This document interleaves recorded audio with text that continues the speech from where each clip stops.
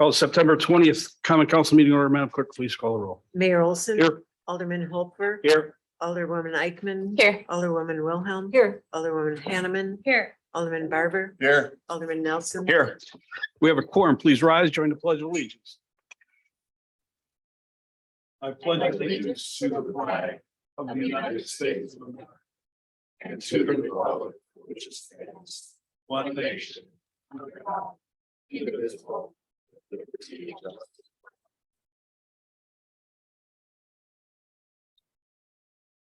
I see some new faces. Those of you, this is your first time experience. Good luck. It's going to be a wild ride. That's not true. It's fun. But welcome. Appreciate you being here. First item on the agenda is citizens comment period. Any citizen wishing to speak, please rise, come forward, give us your name and address, and take about 3 minutes or less. Yes, ma'am. Good evening. My name is Diane Ketchkowski. I live at 10623 Beacon Hill Court West in Franklin in the Mission Hills area. I have copies for you guys. Can I give these to you before you? I only have 8. I didn't realize there was that many people. See you I'm- get shorted. I'm sorry, share. And We all learned to share in school. All right, I'm here tonight to ask you to change the trick or treat time back to Sunday from 4 p.m. to 7 p.m. I've created an online petition asking for the community support and have a copy of the petition in front of you. Not all of you, I apologize again. And there is a web link on the front if you'd like to look at it. I also have a list of responses there and like numbers of people that have currently signed it. So you have a list of 471 people that support the change going back to Sunday. And if you go to the link, currently there's 520 signatures from the community saying they want it changed back. Let me start by saying that prior to living in Franklin, I lived in Bayview. Bayview did trick or treat every Saturday before Halloween. It made it fun for families, made it fun for the kids. There was a recovery day, and then kids went to school and it didn't affect the teachers or school. With that being said, it also didn't affect the Packer game, which I know is a big concern for some people. I personally would like to see trick or treat on a Saturday, but that's not what I'm here for. I'm here to ask for it to be changed back to Sunday. One of the main reasons why I think it should be changed back to Sunday is the kids don't get out of school till 3:55 p.m. With the current busing situation that we're in, the lack of buses, that's one thing. Kids aren't getting home till 5 o'clock. In addition to that, I live by Robinwood. These parents that are picking up kids, they're flying up and down Mission Hills and Beacon Hill. And I've seen it by Pleasant View. I see it by, Forest Park. Parents, they're just driving fast to get home with their kids. If they are driving this fast on streets and you have kids walking around trick or treating, someone's going to get hurt. Because let's face it, it's not the child's fault that they're excited about Halloween. And it's not really the parent's fault if their child takes off and they try to stop them. I mean, there's dangers all in our streets. And it's just not a good time to have it on a school day when there's kids in the street. Third, there's not many sidewalks. So like my child, he walks on the street to the bus stop every day. And a lot of these kids do that. So now you've got crazy, drivers, you've got buses and kids running trick or treating, most of them not paying attention. It's not because of irresponsibility, it's because of the excitement. The majority of these kids are not getting home till 4:30 or 5 o'clock in the evening. So they're missing a good part of it. Then you have the kids that go to kids club, and the kids that go to kids club, they're going to miss out on most of it because a lot of these kids stay till 6 or 6:30. And by the time they get home, trick or treat's done. They should be able to trick or treat in their own neighborhood. Unlike many comments on Facebook, well, go to a different community. Why should they have to go to a different community if they live in Franklin? They should be able to trick or treat in their own neighborhood with their friends, and parents shouldn't have to rush their children home to try to get them to trick or treat.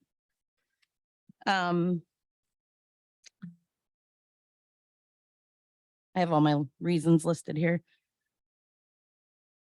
A lot of the residents, they have Monday through Friday jobs. They won't even be home to hand out candy for trick or treating. Then you got kids even, crossing the streets, zigzagging across because there's only this light on, that light on. And for the record, my son, he's in the middle school, so he would probably be safe going out on his own if he wanted the trick or treat. But my concern is for all the little ones in my neighborhood that ride their bikes, their scooters, and things like that. I don't want to see anything bad happen. A lot of people that are saying it's no big deal, do it anyways, who cares? Those are the same people that are going to be upset when their child darts off and gets hit by one of these vehicles. Then they're going to blame it on everybody sitting here at the board. Do you really want that? Not really. Nobody wants a child to get injured, and I get that. But most of the families really, really would prefer it to be on Sundays. Lots of people have said Saturday, but there's at least 520 people that support moving it back to Sunday. Plus, the Packer game's not on until 7:25 on Sunday, so it's really not going to affect it. Keeping it on Halloween spells disaster in my eyes, in a lot of the community's eyes, and I'm respectfully requesting that you guys change it back to Sunday. Thank you. I'm gonna offer a comment here. I read all of these posts and I took my share of beating, but that's okay. I've heard it before. I'm gonna hear it again, I'm sure. But I want to tell you, I want to tell everybody that the Common Council made a decision based on good faith and wanting to do what they felt was right and a good change for the community and something different. Nobody, none of the 6 of us, 7 of us, have any intention of having any kid get hurt or somebody not being able to have fun. It's just ridiculous to assume that. So I just want to let the Common Council know that I stand behind you in at least making a vote, and again, wanting to take into the consideration what the community has to say and take another look at it. I'm all fine with that. But I want the community to know that these 6 people made a vote out of best conscience and out of wanting to have some fun for the kids. So I just want to lay that out there. Anyone else wishing to speak?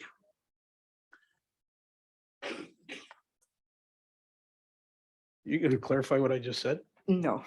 Alderwoman, I'm fine well- with what you just said. I did want to clarify, because you made a comment that you read all these comments, and I don't know where that was at or what that means, because I-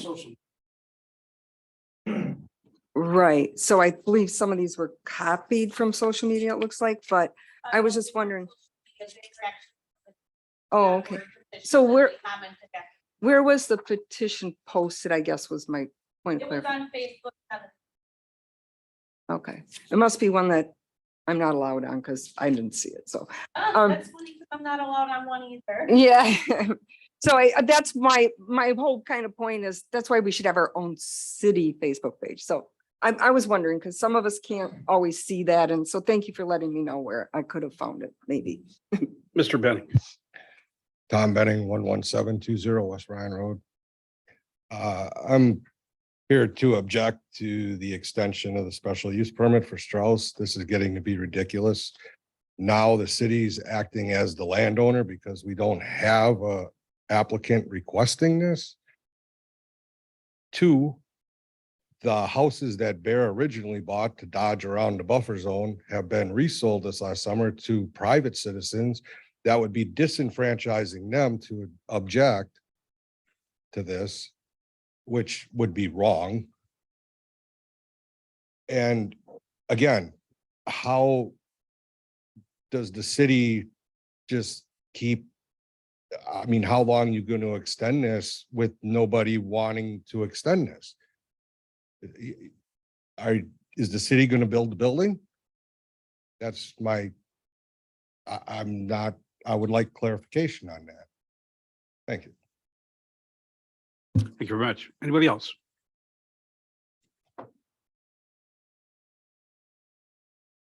Haven't Sure, seen a sure. lot of you in a long time.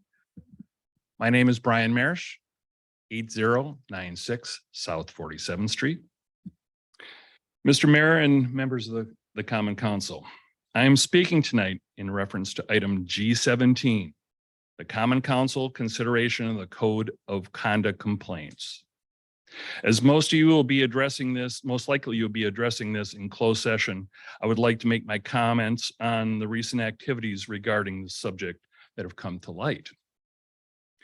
On July 19th, failed aldermanic candidate Marcelino Rivera III admitted at the Common Council meeting that he not only filed complaints against his opponent, Alderman Barber, but other leadership in the city of Franklin regarding the April election he lost. Through open records, I have discovered that not only did the City of Greendale Police Department, who the complaint was turned over to prevent accusations of preferential treatment by the Franklin Police Department, found no substance to Rivera's complaint. I further discovered that Mr. Rivera's public statement at the July 19th meeting that the police investigation did not accomplish any legal action, so he filed a complaint with the State of Wisconsin Ethics Commission. On August 20th this year, the Ethics Commission met and reviewed Rivera's complaint and also dismissed it, finding no reasonable suspicion of violation of the law. Therefore, as stated under Section 8, enforcement of the Code of Conduct, which you have all approved, Part D, false or frivolous complaints. A person who knowingly makes false, misleading, or unsubstantiated statements in a complaint is subject to criminal prosecution for perjury and possible civil liability. If after reviewing a complaint it is determined that a sworn complaint is groundless and appears to have been filed in bad faith or for the purpose of harassment, which I believe this was, or that intentional false or malicious information has been provided, the subject shall be referred to the chief of police for referral to the district attorney for prosecution under the penalty of perjury, or as the district attorney may determine. A city official who seeks to take civil action regarding and such a complaint shall do so at his or her own expense. As Mr. Rivera's complaints are frivolous, malicious, harassing, and groundless, I would like to see the Common Council refer this matter to the Chief of Police for consideration for the prosecution by the district attorney. As a 33-year resident and taxpayer of the city of Franklin and the 5th District, I would like to see not only that our city leaders be held to this code of conduct, but also those who falsely accuse their opponents in elections be held for prosecution for frivolous complaints. By doing so, this will prevent future narcissistic actions by candidates that cannot accept their defeat. If the city chooses not to prosecute, I'm willing to help fundraise to assist Alderman Barber and any others who are engaged in a civil action against this false accuser. Thank you, Mr. Mayor. Anybody else? Alderman Will. Hello, my name is Hi. Taylor Pagelo. Oops, yeah. Since there was zero information provided to the Common Council on what that complaint was about or who, I'm wondering how the person who spoke even knows what's in those confidential papers up there.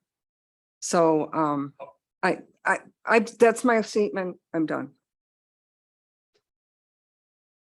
Hi, my name is Taylor Pagelo, 5860 West Beacon Hill Drive. As the first speaker kind of took all my thunder, I just wanted to back her up in support of moving trick or treat back from Monday to Sunday. So that's all I got. Thank you very much and welcome. Anybody else? Mr. Pelkey.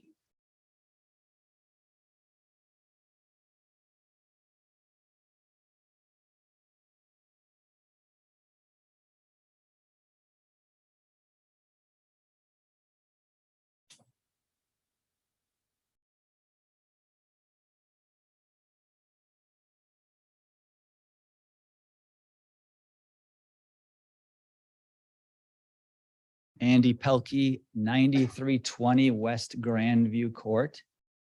I came today because I tried to provide some information to the 2022 Board of Review, and I was not allowed to do so. So I guess I'm just going to feed it to you 3 minutes at a time.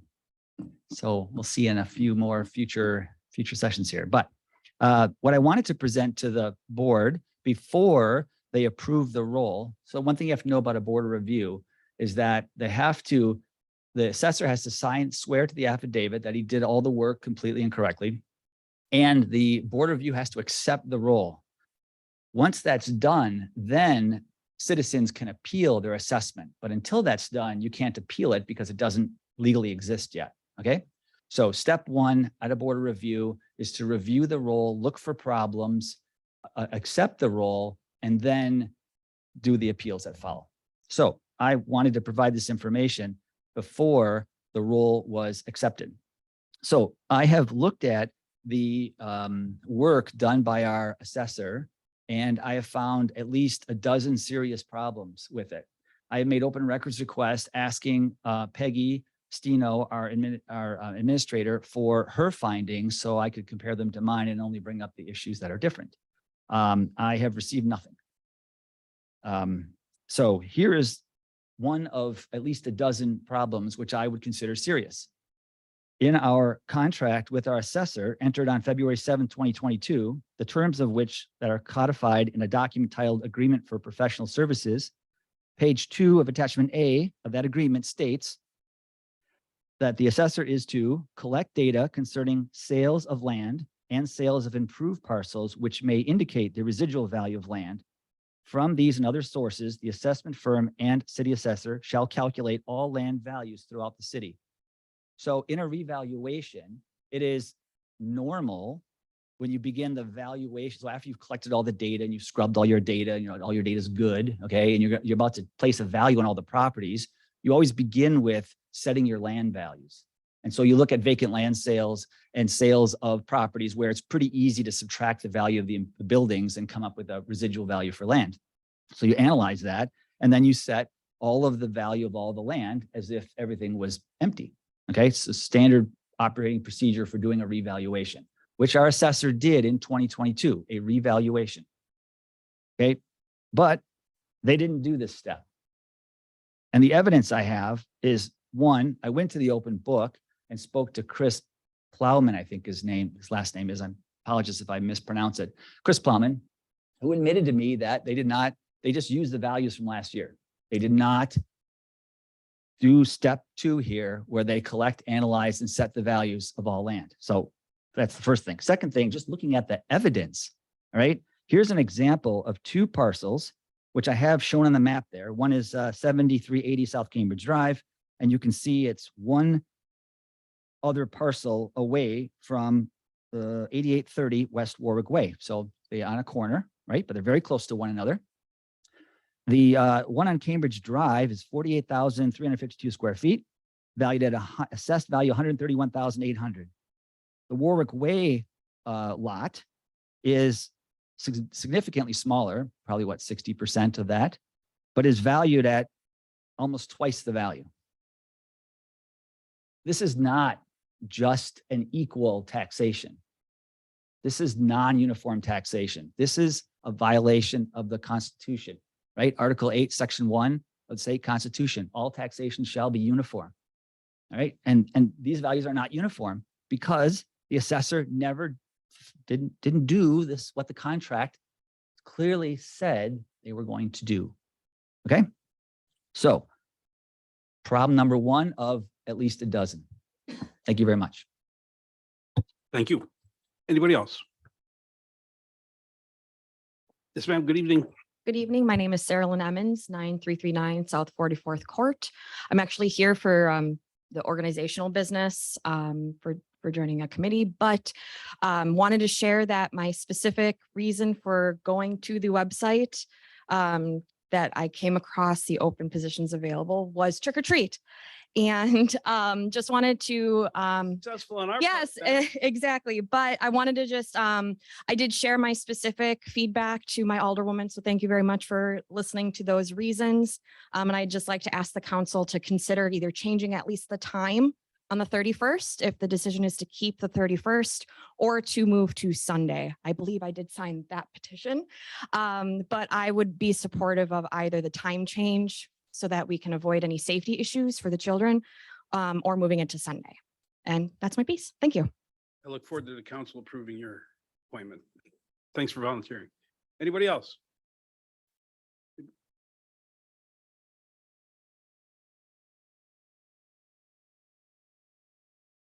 Good evening. Good evening, Mayor. Thank you for letting us have this open forum. Council members, I am here today. John, how are you? Good to see you again. I am here today with the license and permits. Address. John. What's that? Oh, I'm sorry, 8735 West Hawthorne Court, John McAdams.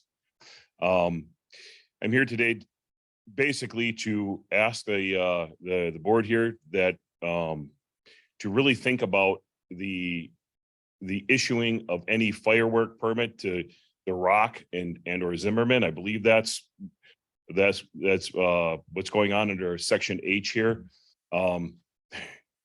We've dealt with noise and we're very frustrated as people, as we move to Franklin. My kids are in high school now, great school. Love it. Love our neighbors, love the community. Tired of the noise disruptiveness of that, and nothing's been done in 2 years. And Mayor, you've even wrote letters saying that something has to be done and nothing's been done. So thank you, John, for stepping out this past week to come out here. I mean, we need to get some type of traction. And if anything, that's why I'm addressing this on section H today. If we have no teeth to stop this, why give them anything else? And I'm referring to Zimmerman and the Rock group, the Rock, to have any other privileges or anything that they have to request for the city. We're trying to do a noise study. They're being, they're not letting the noise study people that's been assigned to that come in, and they're not fully in compliant with that. I just think it's crazy that they should be granted anything else. So that's my complaint. That's what I'm asking the board and you, Mayor Olson, to hold off on if you're voting on this for any license and permitting for their fireworks. At least we have some teeth in that. Thank you. Thanks, John. Anybody else? Anybody else? Seeing no one else rise, I'm going to close the citizen comment period. With that, we move on to item B2, which is a resolution in your packet. I won't read it all, but for those of you in the audience, the city leadership works closely with the League of Wisconsin Municipalities, and for a very long time, their lead attorney, Kurt Wojtinski, has been a sounding board for our city attorney, and he's been a friend both to the city attorney and me, as has their executive. Well, she handles all of the meetings, Gail Sumi, become a friend of the clerks in mine over the years, and they're both retiring, leaving a big hole in the League of Municipalities. This is a resolution as a favor to them, in honor of them on their retirement. So Solution and recognition. thank you very much. Is there a second? Second by Alderman Holfer. All those in favor of the motion signify by saying aye. Aye. Any opposed? Motion carried. Okay, thank you very much, Alderman Wilhelm. Yes. Item C, approval of regular meeting minutes of the common council meeting of September 6th. Any additions or corrections? Barber and Eichmann, all those in favor signify by saying aye. Aye. Any opposed? Motion carries. That one was exciting. The special common council meeting minutes of September 14th. Any additions or corrections? Holfer and Barber, all those in favor? Aye. Any opposed? Motion carries. Organizational business, we've heard from Sarah Lynn this evening. Also Sarah Lynn for the Personnel Committee. and Thomas Klusman for the Fire and Police Commission. Is there any request for separate action? Is there a motion? Second. Hanneman and Barber. Got a little trend going on here, Mike. Okay, Madam Clerk. Alderman Hopper. Aye. Alderwoman Eichmann. Aye. Alderwoman Wilhelm. Aye. Alderwoman Hanneman. Aye. Alderman Barber. Aye. Alderman Nelson. Aye. Motion carries 6 ayes, no nos, no absent, no abstentions. Time for a commercial. This city and the Common Council does business with the advice and counsel of a lot of volunteers in this community. There's a lot of them here this evening. Civic celebrations folks in the back and in the front. And some volunteers that work on our elections. We need volunteers who are skilled and interested in helping the city. So if any of you have an interest, it doesn't take a lot of time. Well, civic celebrations does. Generally doesn't take a lot of time, but we certainly do value the opinions and advice of our constituents. So if you consider volunteering, we'd love to have you. So that's the end of that commercial. Move on to reports and recommendations. Item G1, reconsideration of action taken on September 6th Common Council meeting establishing the Halloween trick or treat hours. Now, the way this works is there needs to be a motion to reconsider. A vote on that motion, if affirmative, brings the item back to the table. It does not turn it down. It just brings it back to the table as if there was never a vote. Then we can discuss that vote. That vote is on the table though. So there's no second motion or second, it's there. So if you don't want to do the motion, that's correct. That's what I said. I'm sorry. The motion is on the table. So if you want to totally disown that motion, then the action would be to vote no on the motion. And then we can start up with something else. So the first item of the agenda is there a motion to reconsider action taken on September 6th? That was quick. To establish October 31st from 4 to 7 as Halloween in the city of Franklin. It's been moved by Alderman Wilhelm, seconded by Alderwoman Eichmann. So, okay, so this is to bring it back. All those in favor of the motion signify by saying aye. Any opposed? Motion carries. Okay, the motion on the floor is 4 to 7 Monday, October 31st. That's what the motion is on the floor. So discussion of that motion. Okay, on that motion, all those in favor of the motion signify by saying aye. So again, this is the original motion to make it Monday night, 4 to 7. No, the motion's on the floor. So you need to turn it down if you want to turn it down. Okay? So all those in favor of the motion signify by saying aye. Any opposed? No. Madam Clerk, let's do a roll call just for the record. Alderman Nelson. No. Alderman Barber. No. Alderwoman Hanneman. No. Alderwoman Wilhelm. No. Alderwoman Eichmann. No. Alderman Hopper. No. Motion is denied. So what that means for everybody in the audience is no Monday night now. Okay? So Tuesday. it's gonna be. Don't clap too loud. Yeah, be careful what you wish for. Okay. Further action on this. Staff recommended Sunday, the 30th, 4 until 7. So moved. Second. Go ahead. I'll yield to Sherry. Okay. Okay, Hanneman and Eichmann. That motion is, just to be clear, because I misspoke. People thought I was going to kill people, but I misspoke. I said October 31st, Sunday. This is October 30th, Sunday, 4 until 7. That is your motion. Okay. So on the motion, any discussion? Madam, I said, other than I told you so. The last meeting. I don't know that Alderman Barber, are you sure you want to do this? Go ahead. It's just discussion, right? Yeah. Kit Kats. I also grew up on Saturday night doing trick or treats. And I'd like the council to consider that next year as setting it up as a permanent Saturday night. There was a lot of fun on Saturday nights. Saturday where people out doing stuff, raking leaves, became a lot of fun that I think can still be there.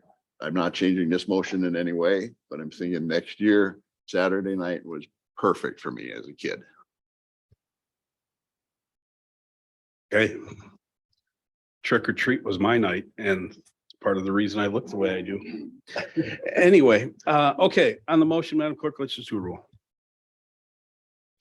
Alderman Hopper. Aye. Alderman Eichmann. Aye. Alderman Wilhelm. Aye. Alderman Hanneman. Aye. Alderman Barber. Aye. Alderman Nelson. Aye. Motion carries 6 ayes, no nos, no abstentions. Now, everybody understands. I expect that I'll get a ration of static because trick or treat announcement of day and time will not be in the newsletter. At the end of the day, that's, I don't think, a big deal, but we're going to hear about it. So I hope that all of you who are on Facebook would defend me on this. We had to publish it. It had to go out. So I'm sorry if. Okay, so also pass the word to all your friends and constituents. It's Sunday night, 4 to 7. Okay, and we're happy. We listen to you. We really do. And this is a good thing. All right, Big John. We move on to item G2, recommendation from Civic Celebrations regarding 2023 Independence Day event. You want to bring up some support?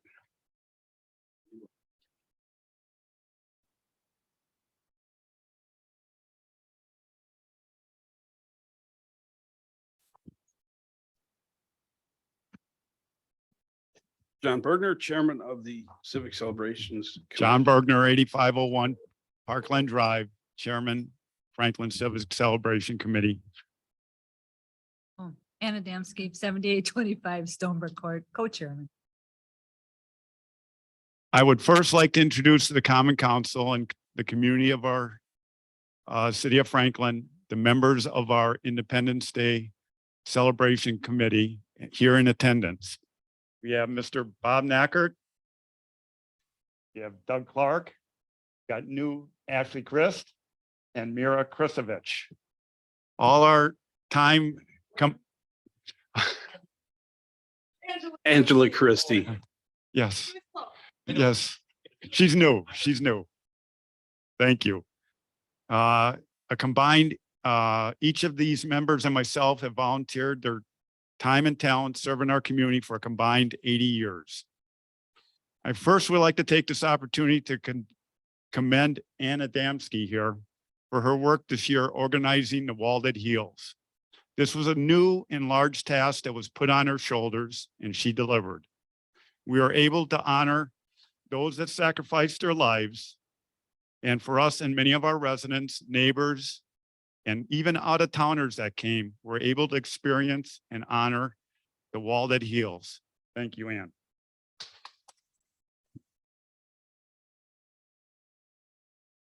And John's being very polite, but Ann did that. It was Ann's idea. Ann made it happen. And that just goes to show that citizens individually can make a difference in the city and have their ideas brought forward and acted on. So as you know, Ann, I thank you for that. Thank you very much. I'm here to present to the Common Council plans for the 2023 Independence Celebration. We last met here 2 weeks ago, and the Common Council asked for our committee to meet again and reconsider. We met last night, and before our meeting, we were aided by a sample survey we provided on the city website and social media to give us feedback on the planning of events for 2023. You have the survey graphs in front of you. Our committee promotes and organizes the Independence Celebration for the community under the direction of you, the Common Council. After discussing between us all with all the data provided, we are requesting authority to enter into agreement and contracts for the Franklin Independence Celebration be held Friday, June 30th to Sunday, July 2nd.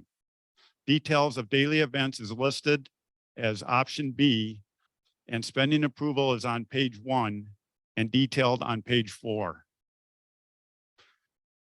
If Common Council feels the celebration should not be changed from its traditional July 4th celebration, then the committee, upon your approval, has agreed to plan a 5-day celebration. from Friday, June 30th to Tuesday, July 4th. Request for spending is option A on that report you got and shown on page 1 and detailed on page 4. The committee also asked for Monday, July 3rd to be city community night. That means that night the volunteers will be you, the common council, to bring in friends, family, and just add, to our volunteers, because the biggest concern we had was getting volunteers for 5 days. If we could have that night on July 3rd that we added, city common council night and friends and family, that would help a great deal. So therefore, if you do not approve option B, we will do option A. Do you got any questions? Yeah, I get to make my editorial statement because I sit in the middle chair, right? Yeah. Civic celebrations and the common council took a heck of a beating on this suggestion. And I take this kind of thing personally, because I know the kind of work that you guys and ladies put into the celebration that you put on for the community. That's probably one of the best attended in the area. And to take the abuse you guys took was unacceptable. The reasons that you put behind it 2 weeks ago were similar to this, except for now got more detail as to the actual timing of various things. And I'm certain that the common council is going to be thoughtful on this and come up with a recommendation. But if the council goes with the 5-day, I think your move is politically excellent, making us work on Monday night. But the reality is that's the key to all of this, is having the people available to help serve the beer, hand out the flags, do all of it. DPW takes care of the garbage and stuff, but there's people that got to ferry the beer and do all of the work that makes the celebration. So I urge the council to consider how much time they want to volunteer if it goes to 5 days. Now, you also know this is only for this next year. That's it. Only because of the way it falls. I don't think that we've done a good job publicizing that fact. Well, It is. It's on us right. to make sure that what you just said is talked about a lot. This is just next year, Right. just because it's on a Because Tuesday. of the way it falls. Exactly. So questions to the council. 'Cause we Alderman skipped- Holfer, then Alderman Hannon, then Alderman Willem. I'd like to thank the members of the committee, of which I get to sit upon and see what you folks are doing. For those in the audience and those at home that may not know, these folks are, as was said, all volunteers. They're all Franklin residents, so they're not city employees. They're not elected officials.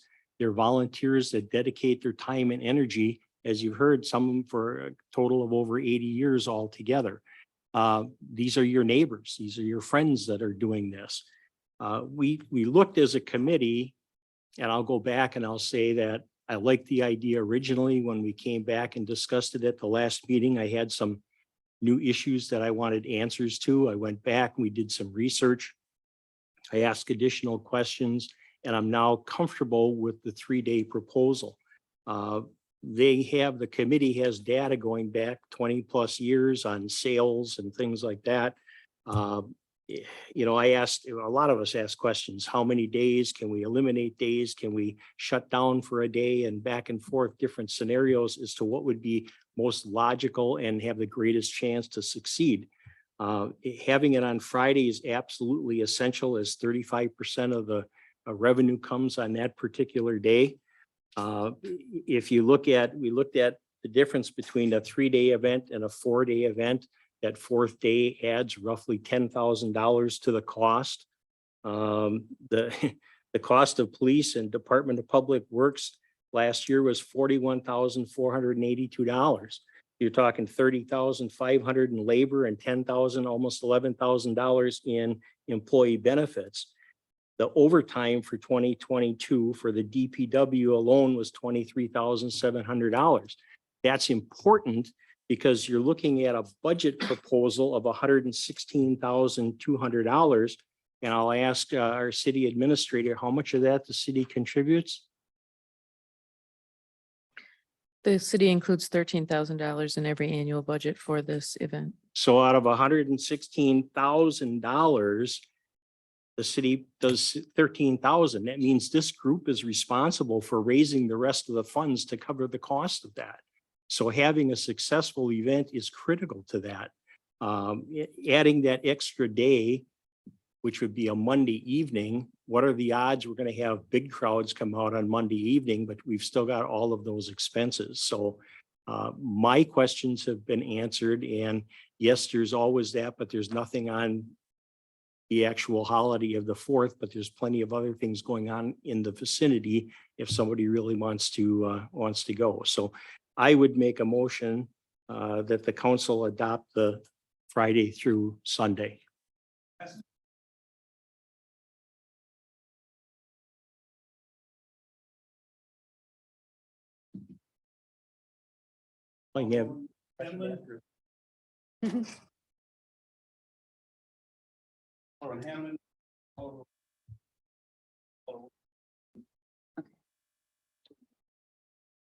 Thank you, Mayor. Anybody else? And thank you so much, Alderman Holper. What you said, I think, is spot on and the kind of information that we all need to know in making this decision. And thank you so much to the commission for the tremendous work everybody puts in. And to that point, while you've put together the proposal for the 5-day event, what you all failed to mention is that there's also a day of setup and there's also a day of tear down. So that really becomes a week-long event for all of you. And you put 2 hours for setup and 2 hours for tear down. We all know that's incredibly unrealistic.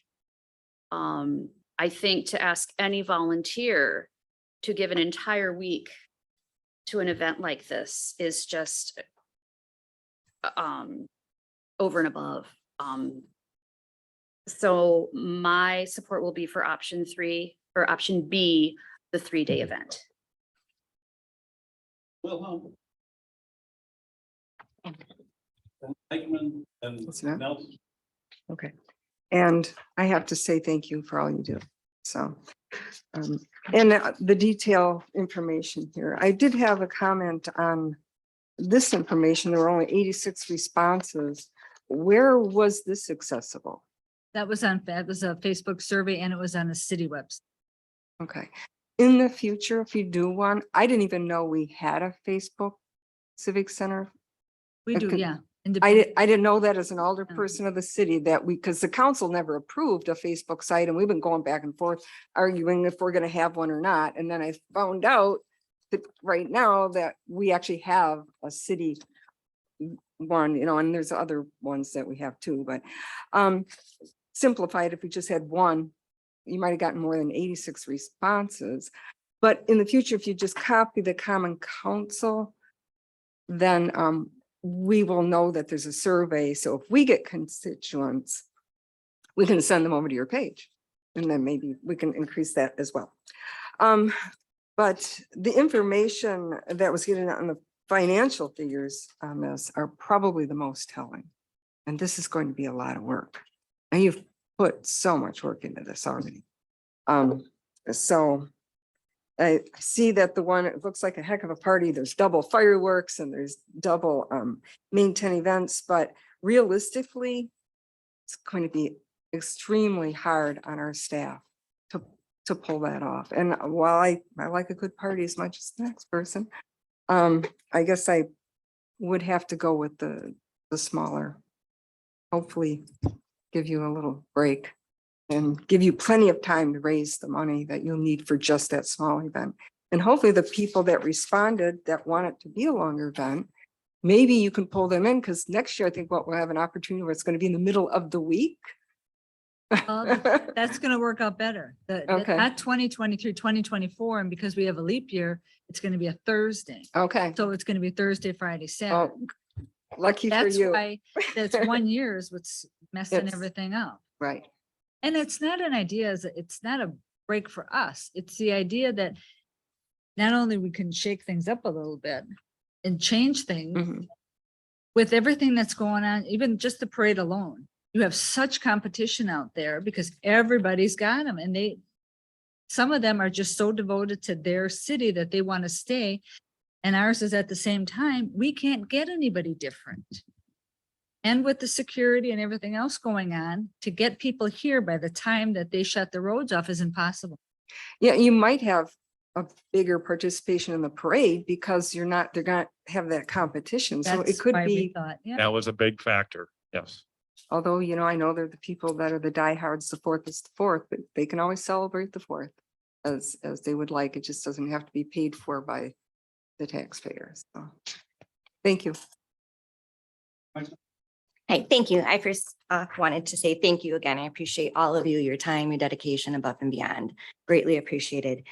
Just for some clarification and for those listening at home, if we do the 5-day event, it looks like we will have fireworks on Saturday and on the 4th of July as well. So 2 firework displays making up for the loss of fireworks last year. And a lot of my constituents were promised bigger, better, more fireworks for next year, making up for the loss of fireworks. If we go down to a 3-day event and we have fireworks on the one evening, will those fireworks be bigger, better?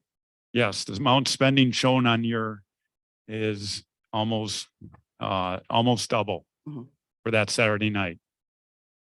And also after talking with police, and we decided also that if we had fireworks for 2 nights, it'd be just too hard to do staffing and do blocking off the parking and everything again for the 4th of July. So we thought one good big night would be the best, and the night that everyone can come and go enjoy other fireworks on the 4th.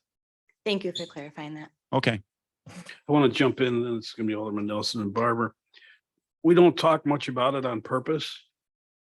And, I hear people all the time say, you can do as many fireworks as what you want. But I ask everybody to remember, we're a municipality. We're responsible for the safety of every person that comes to these parades, the fireworks, the parties. I hate to bring up tragedies, but remember what happened last 4th of July in Highland Park, Illinois. It's not going to happen here based on our planning and all that. Anything can happen, but this is why we have professionals work through these issues. This is why it's not done spur of the moment, and it's not done just because. Give it some thought. We're concerned with the safety of our community. I don't know if anybody noticed it, but Loomis Road was blocked off.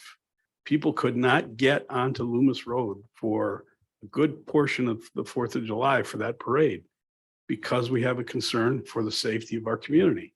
Same thing holds true for safety of the people in the beer tent.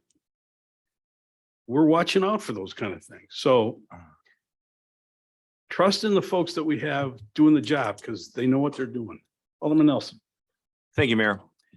To again echo your efforts, it's tireless. It's a big deal to put this on every year. Thank you. It's very sincere from all of us. And just a boring history lesson, growing up here. And I know there's 3 of us in the room that grew up here as kids. I don't want to call them out, but Tom Benning and Mira and Michelle, when this was just a 1-day event. And growing up here was a 1-day event, and it was like the big deal for the year in the summer, and we all came together. It was a big deal.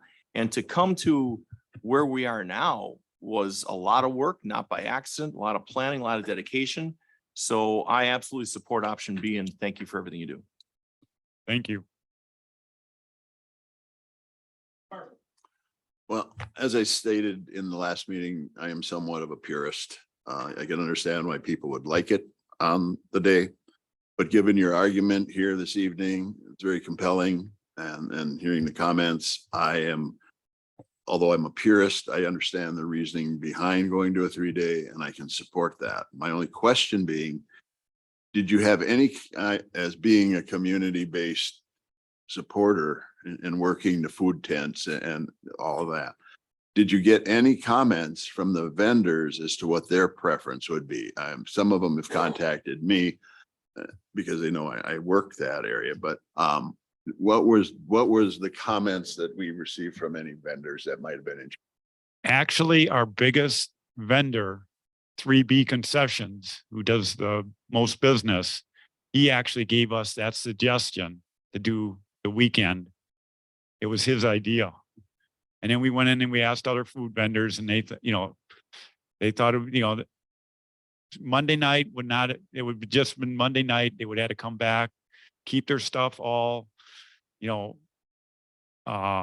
take it away, because it has to be kept frozen or kept, in a refrigerator. They would have to come back and just for 4 hours do the Monday night thing and then come back on the 4th.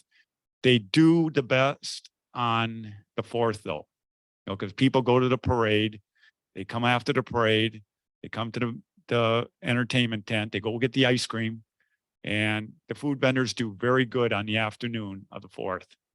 And then they do good at the night when people come back down for the fireworks. They have had problems sometimes with too hot of weather, and we've had, some 4th of July's that, and then last year we had the rain. It affected everybody. But most food vendors were, saying, yeah, we'd have no problem with at least 3 days. They want to have at least 3 days, and on a weekend's good, because it takes a lot for them to set up and a lot for them to, bring their supplies and everything. So, yeah, it works for them. Again, your presentation is very compelling. I understand it, and thank you for the work that you've done and reconsidering it for all of us. Thank you. All right, thank you. So once again, those left in the room that are Facebook people, when you start seeing us getting assaulted, you've heard the reasons. So Alderman Holfer. 2 quick points that I forgot to mention. In addition to needing like 85 to 100 volunteers, the other thing, vendors have a hard time staffing. And for them to staff a 5-day event, you can't go to McDonald's half the time the lobby is closed. So, and if they can't find paid workers to work, the volunteerism is that much harder. The other thing is, I did take a lot of phone calls and got a lot of emails from people on the trick or treat. And I took the opportunity to discuss this with them as well. I did not have anybody say it's got to be on the 4th of July. As long as it worked out and it was a good program, that's what they were interested in. So based on that, I would make the motion that we adopt option B, the 3-day plan. That was Alderman Wilhelm. Is that you? Alderman Wilhelm, second. Discussion of the motion. Madam Clerk. And does that also allow John Bergner to execute contracts and agreements? I'm sorry? Does it also allow John Bergner to execute the contracts? For the- And- Second. And before we vote, I want to remind the common council, John discussed it briefly. There is this thing called distribution of ice cream. That is a political event. It's designed for the 7 of us plus the school. I added the school district a couple of years ago. So I would encourage you all to participate. And you can also have your fill of ice cream too. So anyway, okay, Madam Clerk, let's do a roll call. Alderman Nelson. Aye. Alderman Barber. Aye. Alderwoman Hanneman. Aye. Alderwoman Wilhelm. Aye. Alderwoman Eichmann. Aye. Alderman Holfer. Aye.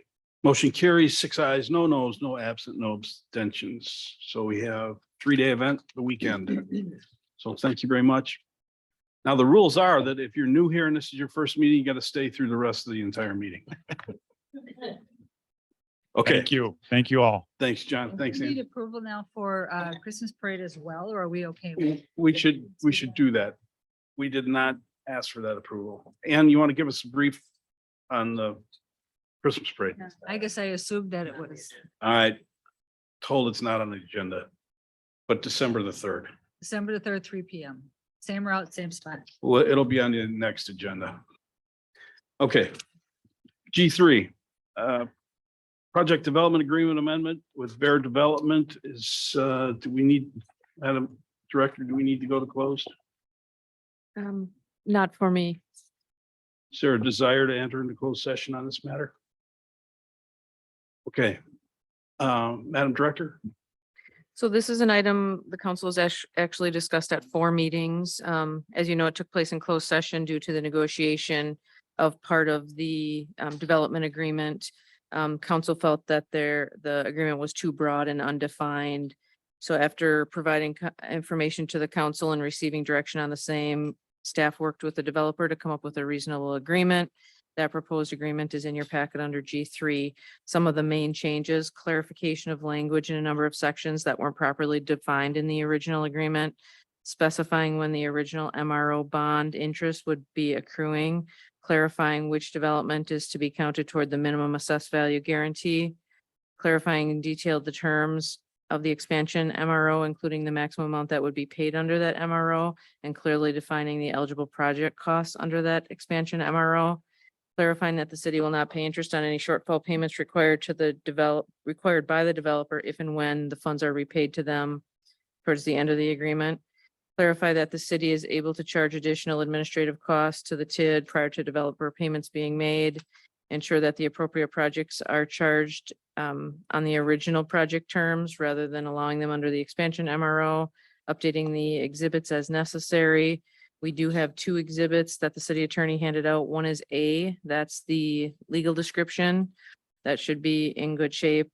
The exhibit I really didn't need any amendments, but the problem was that the one in the original information, in the original agreement had substantial incorrect information and needed to be corrected. And thank you to the developer for helping us get that straightened out. We do have the only thing left. The developer did agree to the terms in the attached agreement. We just have to go through the exhibits with him, with the team, so that we can ensure that we're all on the same page before execution. Questions? Okay, seeing no questions.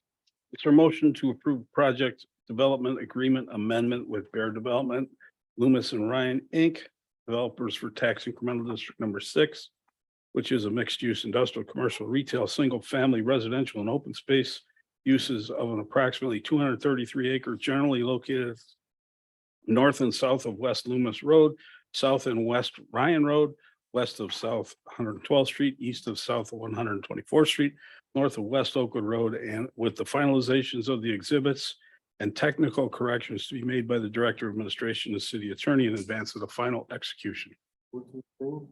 Second. Hope and Barber. You're a little late, but okay.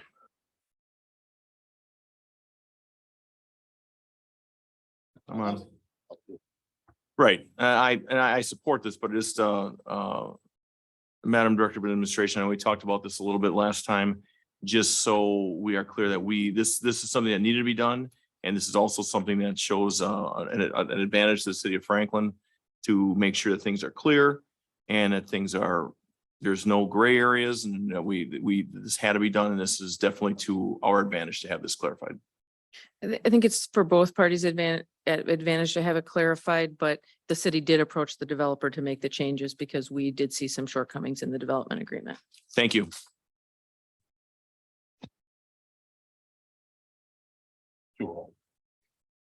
Alderman Hopper. Aye.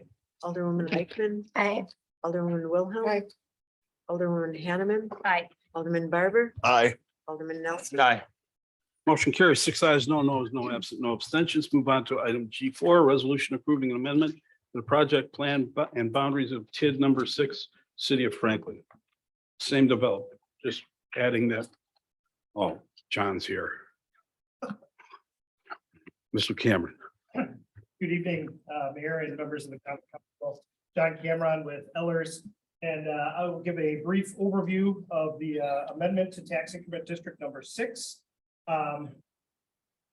In terms of an overview standpoint, this is a mixed use district, which has a maximum lifespan under state statutes of 20 years. It was created in October of 2018. Its current value as of January 1st, 2022, approximately 0.72 million.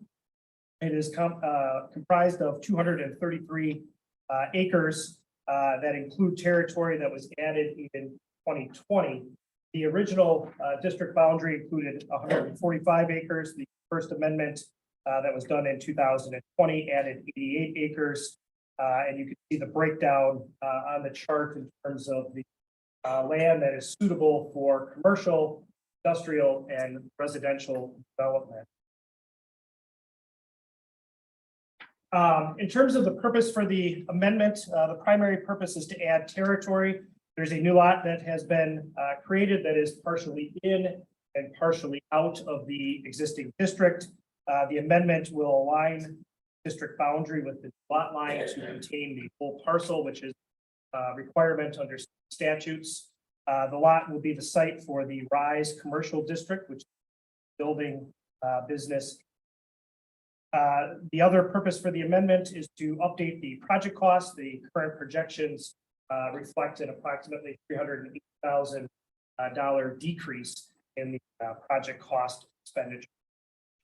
And then just one piece of feedback for the council, because I think you would probably expect that number to be higher, but the original project plan was also understated. So that's why you're not seeing that difference.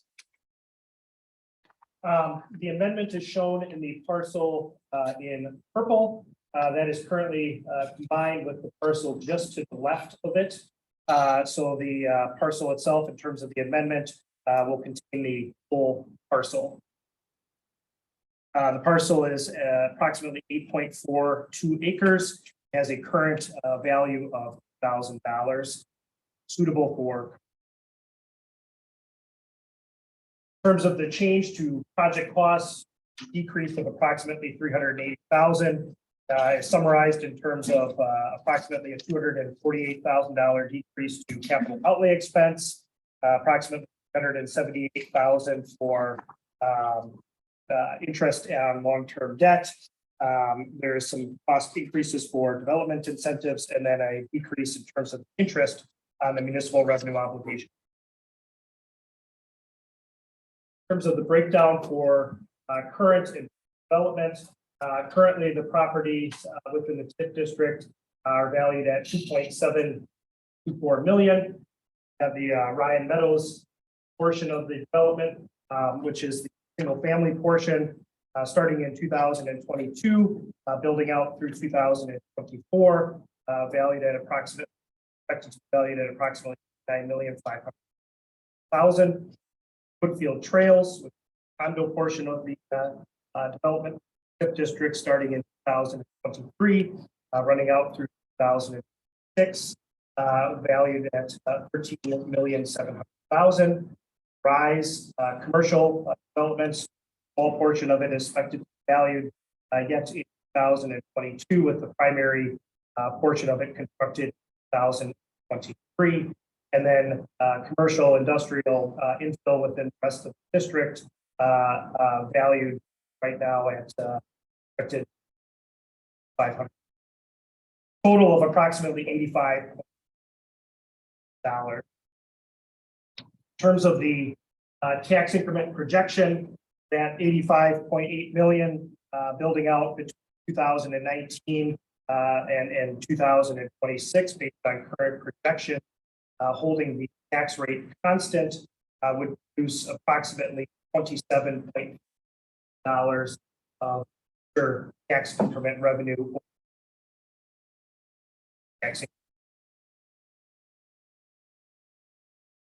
From a cash flow standpoint, this is a condensed version of the cash flow analysis shown in the project plan. I think kind of the important point item to zero in on, the portion highlighted in yellow, that really represents the portion where the cumulative fund balance within the tax increment district, our revenues coming in, exceed the liabilities within the district, and that is currently forecasted at 2033. 2040 maximum lifespan under state statutes for the district's final year, maximum year of collection, currently forecasted 1,000. In terms of the schedule timeline, the organizational meeting of the Joint Review Board was held on September 7th. Plan Commission conducted required public hearing for the district amendment on September 8th and adopted the resolution recommending amendment onto common council that the common council consideration evening, and then the final meeting of the joint review board is on September 20. That I will back over. Mr. City Attorney. And for common council members, just with regard to the materials provided to you for this meeting, among them is a letter from Attorney Sincata representing the Franklin Community Advocates in the ongoing litigation regarding Strauss use, but also within that one-page letter, if you have not read it yet, I suggest you do so during the consideration hereof, as it addresses this particular item and the next one. So I just thought I would bring that to your attention. I'm digging for the letter. Can he summarize a couple of the points on that? It's got so many pieces of paper here that we got.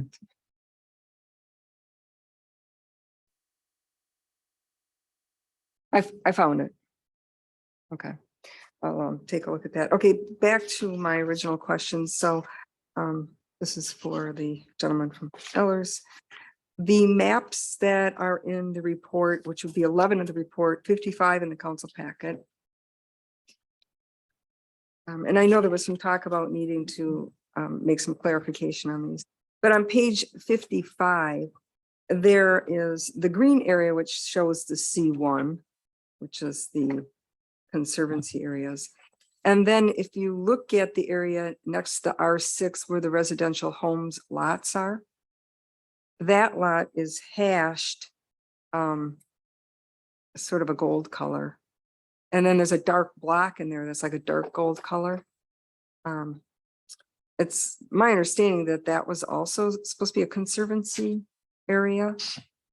But the color for R8 is sort of a dark brown. So I'm not sure that that really reflects what's actually happening there, because I think there's a big buffer and a stormwater area. And so I'm not sure what you've calculated that parcel between the more pinker part on Monarch Drive and the one next to Meadowview Drive. So the maps were done by the city's GIS, which is why I'm going to reply instead of having our consultant reply. The maps were done by our GIS folks based on the zoning layers that are in the GIS system currently. So if there's something that's not correct, according to the legend at the bottom of the map, we're happy to get that corrected. And we'd love to do that before September 28th, when the joint review board addresses it again. Okay, I think what I see here mostly is what we set aside for Parker Conservancy or the donations and dedications of the lands. The same thing happens over on a pretty good sized wetland that was over on just above where Copart was going to be. That doesn't appear to be included in that as well. So that would change the page 57 total acreage for suitable areas. So yeah, if you could clear that one up. If you could just scribble that onto a page, I can give you a map, and if you could just mark the areas just so that we're Okay, really clear. sure. That would be great. I don't know them all, so I'm just the ones that are kind of coming to mind. Okay, and then I think I followed the summary pretty well. And I kind of did my own summary. So I just wanted to kind of go through and make sure that I'm completely understanding what we have here. So the TID anticipates $20 million in public infrastructure and developer incentives. Do you know how much that percent was public infrastructure for that 20 million, and how much of that is the corporate incentive percent? So I'm assuming you're looking at page 73, which is pretty small. The first 9 million that was already paid to the developer in 20 and 2021, there was a borrowing done for that. So there were, that was the 6.3, the 3.045, those And then you can see just above it, the principal and interest, the 6.5 and the 3.437. And So those were all public infrastructure. okay, And then the next one, which will be the MRO, the expansion MRO, the 3.1 million, that will be, I'm sorry, that's not the expansion MRO. That's the MRO for the original MRO, that 3.1 million. You see the principal and interest in that category. That is identified in the original project plan as land acquisition. And then the additional MRO would be the one that the council talked about numerous times in closed session, maximum of 1.5 million. The vast majority of that is public infrastructure. We had the city engineer go through that and review it. The other 1 million that you see in the Series 22 bonds, that's for the water extension that the engineering department is going to be doing. well, I was just looking for kind of a estimated percentage of how much went to developer incentives and how much went to public infrastructure, but you probably have to calculate that up and come up with. Yeah, there was really nothing set up for a developer incentive per se. The developer has to present eligible project costs to get reimbursed.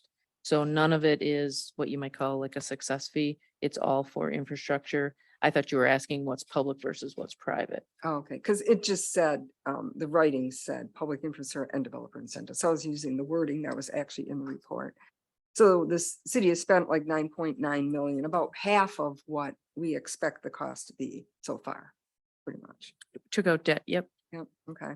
And so we've gained about 2.7 million in tax value and increment, and we expect to gain a total of 27.3 million. Yep. Okay, over the 20 years. Correct. Okay. 2033.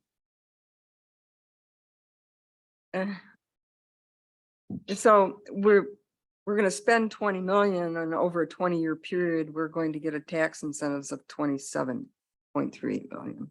So Correct. And then we're supposed to be ahead in after 20 years, about 7.3 million. after, projecting. by 2023, yep, exactly. And then, of course, the city gets the increment, all the development that occurs, but for the TID, goes on into perpetuity.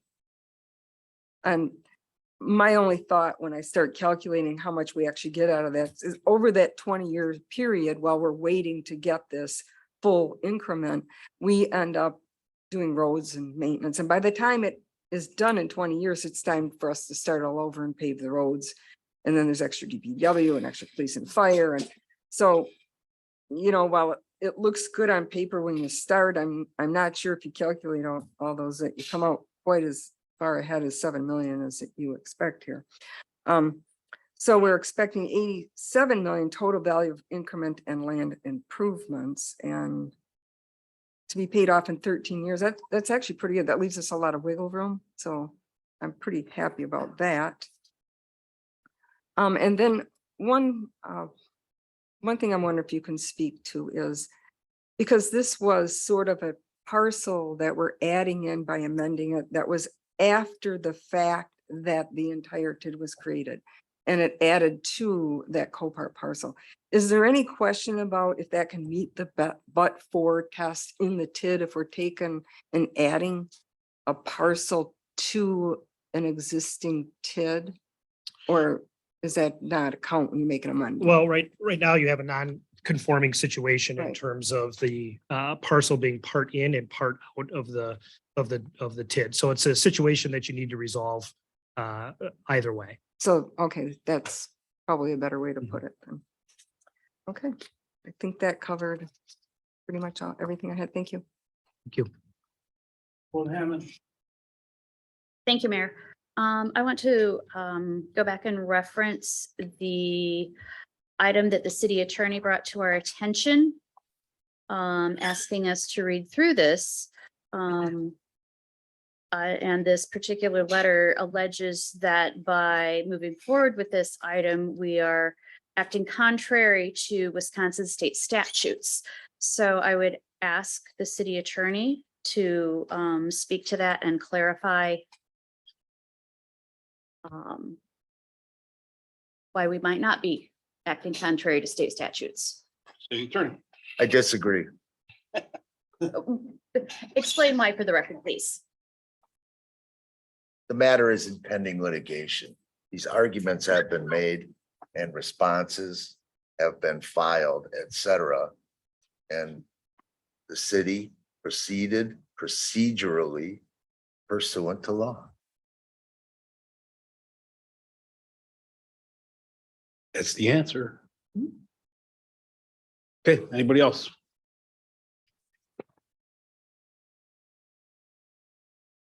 Is there a motion to adopt resolution 2022, whatever it's going to be, a resolution approving an amendment to the project plan and boundaries of tax incremental district number 6, city of Franklin, Wisconsin? Second. Nelson and Barber, all those in favor? Aye. Any opposed? Motion carries. Thanks, John. Thank you. Have a good evening. G5, page 81 is a resolution to amend resolution 2021-7788, a resolution to amend resolution 2020-7681, resolution imposing conditions and restrictions for the approval of a special use for a meat processing facility use upon a property located at the southwest corner of the intersection of West Loomis Road and the new Monarch Drive, lot 83 of Ryan Meadow subdivision, Strauss Brands LLC, applicant, bless you, to the extent to extend the time for commencement of the special use. Is there such a motion? Barbara and Hanneman, all those in favor? Oh, I'm sorry. Alderman. I can get away that easy. Alderman Woodhull. Well, God forbid, right? That's right. Questions need to be answered, so we can make the proper vote. So I have, one of the things I have is on page 86. And I tried to put this together the best I can to make it succinct. As you know, we had a lot going on and a lot of stuff that got thrown at us at the last minute. So on 86, the conclusion by the staff says that staff recommends approval of a second one-year time extension for a previously approved site plan and special use. Are we also including that site plan in the motion, or is it just the special use? Because I didn't notice in the motion, but that's what the staff. Mr. City Attorney. Report, is staff report to Plan Commission. The Plan Commission makes the decisions on site plans. The Plan Commission did approve the site plan with a condition that it be subject to the approval of the special use time extension by the Common Council. Okay, so if we give the special use, we are thereby also doing or making that motion for the Plan Commission to be valid. So the site plan would go with it. That's clarification on that, okay? So that means we're kind of stuck with that same site plan regardless if it's up for sale or whatever. Okay, the next one I have is for the fairness in the process. So the reason why I feel this is important is I'm going to give one of many examples of special use expiring. In 2019, 2020, about the same time the city acts as the applicant or doesn't have an applicant for the larger, wealthier equity firm. And let's be clear, this is not Strauss, it's Inside Equity. So there was a private home developer, and this is one of many examples, as I said, that also had an expiring special use permit. And these are all public documents. I'm not putting anything new up here. These are all available on the city's website. This is the application one would fill out for making a request for a new special use or a special use amendment.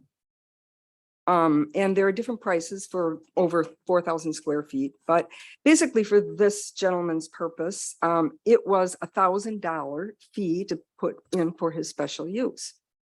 And just a small single family developer. And the applicant filled out the required request for an extension. And he paid, which would have been, the original special use was 750, but then he had to pay the 1,000 for the special use amendment, which that would be what all the other ones that have had special uses, and there's been some ones in my district as well. And it was going to expire, so he had to come in and he had to go before the plan commission and all of that and pay those fees. So the other one comes in, and because there is no applicant and nobody to fill out this, and we're acting as this, the city doesn't get originally it was $1,500 for a new over 400 square feet. And then a amendment would have been $1,000. And then we did that amendment last time and didn't get that fee. And now we're doing this amendment again, and we're not getting that fee. And we're not following the same process. So the developer had the same contingencies in his that says the time limit for the applicant obtaining of the issuance of a building permit. Same thing, building permit. So on page 82, in our resolution that we are going to be voting on, already have a first and second on, call your attention to the second whereas, where it says, the resolution shall be null and void upon the expiration of 1 year from the date of adoption of this resolution, unless the special use has been established by way of issuance of a building permit for such use. Same thing happened to the other developer, and he didn't have his building permits done, so he had to come back. It also says under 15-3 of the UDO, subject to an extension of time granted by the Common Council upon a recommendation from the Plan Commission, no special use shall be valid for a period longer than 1 year unless a building permit is issued and construction is actually begun within the period and is therefore diligently pursued to completion, or unless zoning compliance permit is issued and a use commenced within that period. So we'll call it Strauss because that's what everybody knows it as, did not pull their building permits the previous year. They let it lapse. They did not pull their building permits this year and let it lapse. And so we're going on a couple of years. So the other guy came in and did all his compliance. And this is, he was also required to file an affidavit that he met the conditions, which is another thing that this doesn't have because there are no conditions that were met. They were not required. And this type of special treatment is an exact example of the concerns that smaller developers have shared with us, shared with me about how they feel some people are treated differently. And this, to me, is a clear example of how application fees are not being paid. And we're moving forward in a completely different process than the UDO does for every other developer that's been before us. So we don't come to their rescue. We are letting the other developers' permits lapse. Had one in my district not too long ago. So that project is done because they let it lapse. And this developer is letting it expire. And he's by not complying with the permit conditions, the simplest being the building permit. And I'm fairly certain after 2 times of a special use permit, and now a 3rd time approval by the city, that they know what the process should be. They're developers, they should know that there's a process and that their permit's expiring. So it's not like a big, light bulb that, hey, oh, we didn't know that our permit expired. been in the newspaper. So for page 83, there's a whereas that says Plan Commission, Common Council having reviewed the subject special use development with regard to the pending litigation, and Common Council having determined it fair and reasonable to provide an extension of time for the commencement of the special use. I don't think it's neither fair or reasonable that the applicant doesn't have to pay the fee twice and all other developers do. So I would object to fair and reasonable in the resolution that you're going to be voting on, or we will. And then on page 84,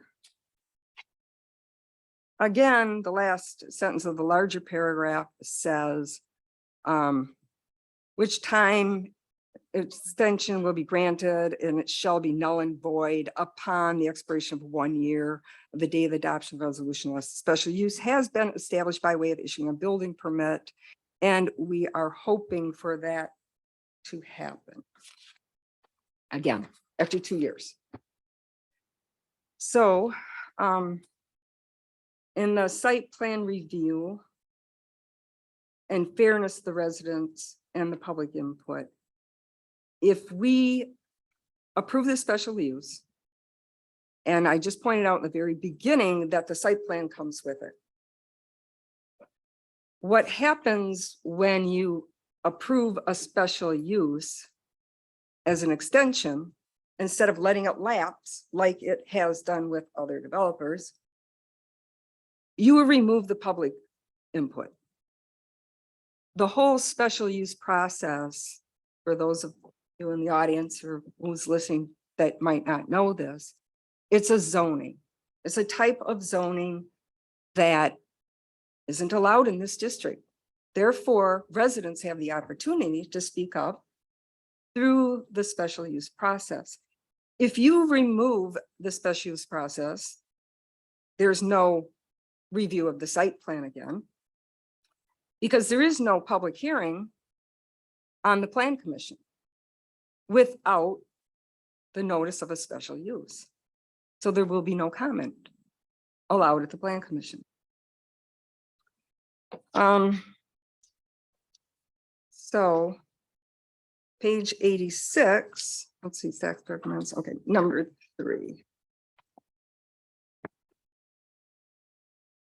Let's talk about the city's best interest. On page 50 in the Eller's report that we just went through, point 7, improvements to be made to the district are likely to be significantly enhance the value of substantially all of the other real property in the district. I've never seen any data supporting increased values of homes located near a slaughterhouse or a meat processing plant. So I would not think that that statement would be correct or in the city's best interest. And we did have a report given to us, supposed to be by a reputable person, that said that home values for those new homes that were built in there could go down. Now I'm going to talk about the tax assessment guarantee agreement. No, I'm almost done. This is my last section here. It's like 3 or 4 points to, okay. Technique. I'm justifying my vote, and that's my right to that. So in the city's best interest, and now I was on the tax increment agreement. So this document, again, nothing new, public documents recorded at the county. There's 3 of them. They should be in this council packet for this council to understand what those agreements say. The agreement has them paying the taxes for 2021 in phase 1. Phase 1 didn't need a special use permit because phase 1 allowed them to build their processing and packaging and distribution operations without a special use. The special use was only for the slaughter and kill house part of it. So when people say you're against it, no, this actually, the whole thing allows them to build their building. It just didn't allow them to have the slaughtering part. And they could have moved forward, and they still can underneath this without the special use, they still can do that. They had to agree to a guaranteed value. And originally it was $5 million. They said, we will do this phase. But if we come in and ask for a special use for the slaughter portion of it, we will bump that up. And then if the city approves the special use, then we will amend the agreement. So the agreement was amended, it's actually amended twice, once to amend the legal description pretty much, and the second was to amend the values. So the values went, they were signed on March 2020. This was signed. I don't remember exactly when the public hearing date was on this. But the tax year went from 2021 to 2028, and the minimum assessed value for that phase one was $12 million. So it went 5 million to 12 million. Now, when the council passed the special use permit, it added another $15 million guarantee.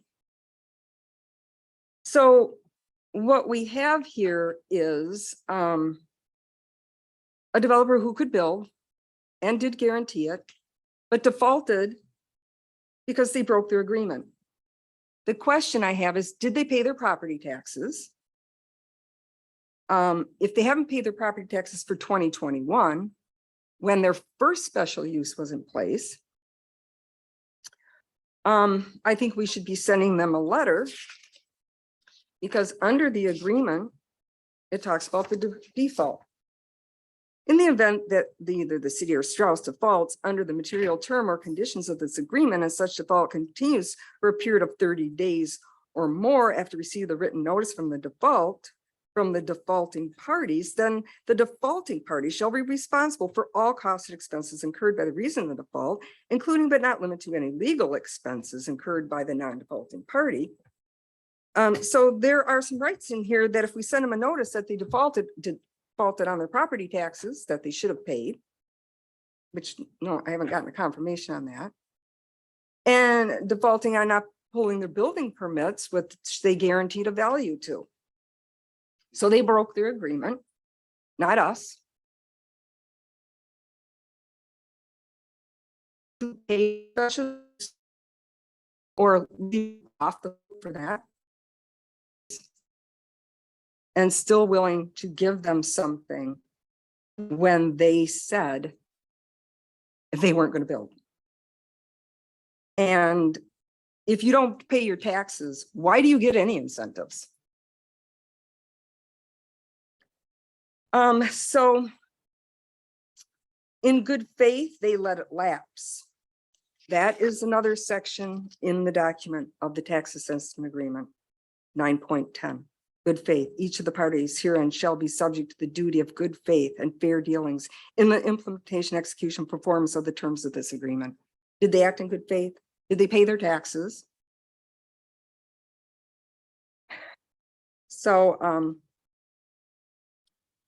if we're expanding this special use agreement, the agreement gives them the incentive to get another of the same use in the site plan.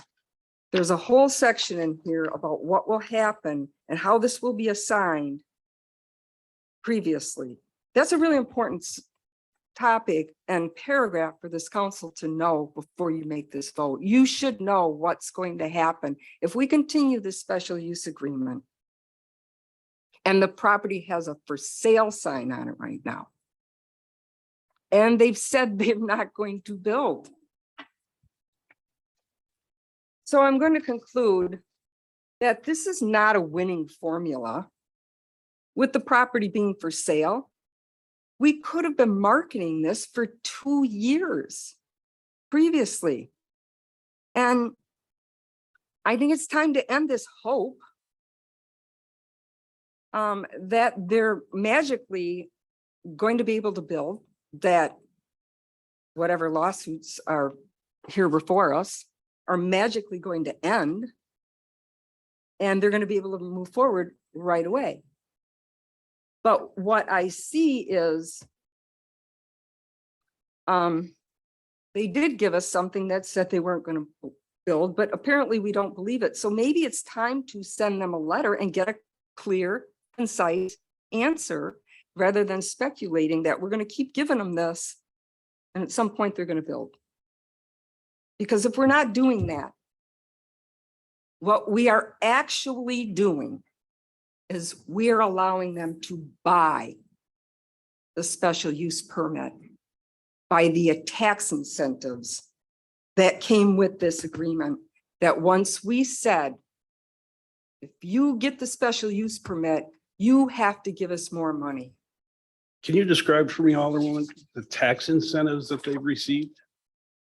See, because there's a technique that you're using. If I say it, it's true. So please tell me, what are the tax incentives that have been received by Strauss? Or I didn't know, Inside you Partners or anybody? misunderstood that. No, that's how you said it. The tax. That's how you said it. You said they Well, are I will getting tax clarify, you incentives. asked me to clarify do. that, and I will. The special use agreement has a tax increment value guarantee on the amount of building and the value of the building. Originally 5 million, moved up to, what did I say, 10, 12 million.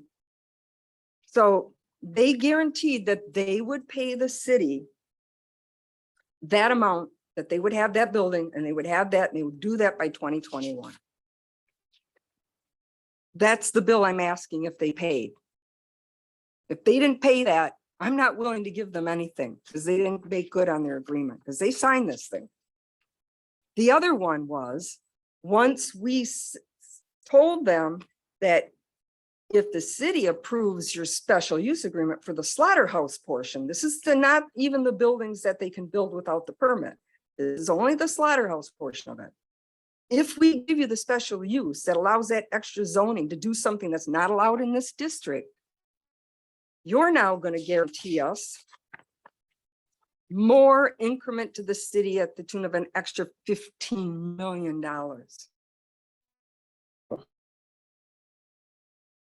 I don't see how they get out of this. I don't see anything that says that they don't have to pay this, especially when they're in default of the agreement. Okay, here we go again. So the answer to the question is what incentives? The answer that you haven't provided, but you've talked around is, no, they didn't get any incentives. They have to pay us money. That's the answer to the implication that you put out there. Now, the second thing No, that you're, that's not, that, you're misunderstanding the complete point. and no, you're I know where twisting you're my going words. with this. That's No, all. you don't, because you missed the point. Alderwoman, you- would you yield your time, please? You've been now on almost 40 Well, minutes. I'll yield 40 my minutes. time. However, when you twist my words around, I want the opportunity to correct it because I'm saying it's an increment payment to the city. I am saying it's an That's increment absolutely payment. correct. It's an increment payment to the Absolutely city, correct. but the votes up here and the votes on the plan commission, and I've heard it at the plan commission is, hey, we get more money if we pass the special use. What person who's not ready to take that money from the developer isn't going to go, oh yeah, we get an extra $15 million in tax increment if we pass that special use. That is what this document says. So I don't understand what your issue is. My issue is no other developer has the opportunity to buy their special use with a value of $325,000 to the city. Okay, so we're arguing something from 3 years ago. Alderman Nelson. This is still valid today. This agreement holds today. Alderman, the answer to that is no, not yet. Well, they didn't pay the incentive. I don't know if they paid their property. I'm sure they paid their property taxes. Property tax guarantee. Yes, Mayor, thank you. And that was one of my questions is, did they pay their property tax guarantee? They did not. They were invoiced and they were sent a reminder notice, but the agreement has clear language in it that if it's not paid, it will accrue interest until November 15th, at which time it will be placed on the tax roll. So that would be our next course of business because that's exactly what the agreement says. So it would be then placed on the 2022 tax roll collectible on January 31st, 2023. thank you. Has there been any correspondence from them saying, hey, we're sorry, we're late, we're going to be paying this? I mean, is there been anything with that? Well, I just happened to receive a message from Randy Strauss asking me to call him. Okay. So I haven't had any conversation with him, but Okay, thank you. That wasn't my point, but I'm gonna get to something here real quick. So I guess last year when we sat up here and we heard these things, and then Strauss came forward and said, look, we're not gonna build. Goodbye, have a nice day. And now we're back here doing this, which to me, I don't understand why we're gonna continue to keep this door open if A, they didn't ask for it. If they're not asking for it, then why are we even having this conversation? But sure was first and seconded like that. So that's concerning. Alderman Wilhelm brought up great points. You lost me in a lot of the math minutia, but that's okay. That's, you know, that's just my head started to hurt. I was gonna leave. But I just want to make it real simple that I think where we've reached that point, we've had a whole year. We haven't gotten tax payments. We've gotten the goodbye letter, and I think it's time to move on. I yield. again, we got to be careful of what we say. I don't know if they've paid their property taxes yet. I got to believe that they have because we haven't heard that they haven't. They have not paid the property value guarantee. That's different than tax payment. Okay, so let's be careful of how we say things. Alderman Holfer. In addition to penalties and interest, is that renewal fee, the $1,000 or $1,500, is that able to be included in that as well?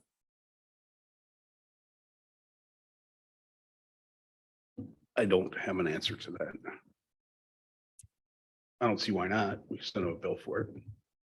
And what is the next step? What are the repercussions if they still don't want to pay? I mean, As the- property taxes, you can't get out of property taxes. And you can't get out of this agreement, as the Director of Administration just said, and I'll repeat what she just said. It goes on the tax bill in November, and if they don't pay that, then they're in default. So the answer to that question is we'll get the money. And this is the first time I've ever heard where a bill going out to somebody who arguably people don't like now becomes a negative. I just don't understand that. Alderman Hanneman. Thank you, Mayor. So to that end, first off, I'd like to know what the amount that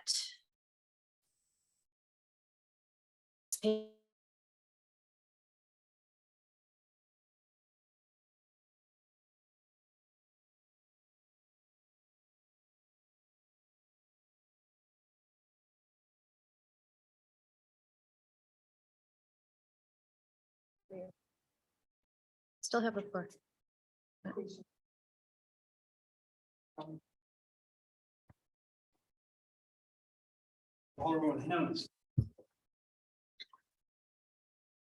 I will yield for a brief clarification.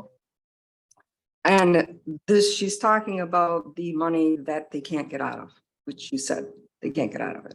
Okay.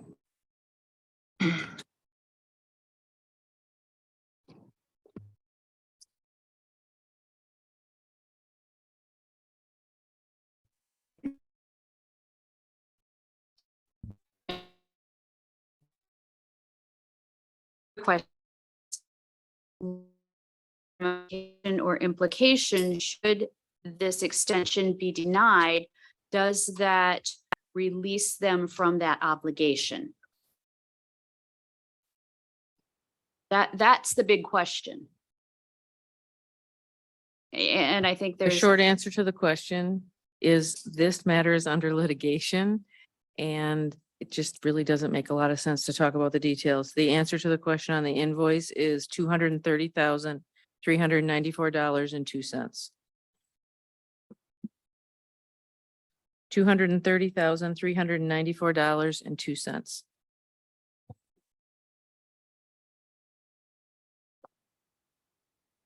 Tax assessment guarantee, correct?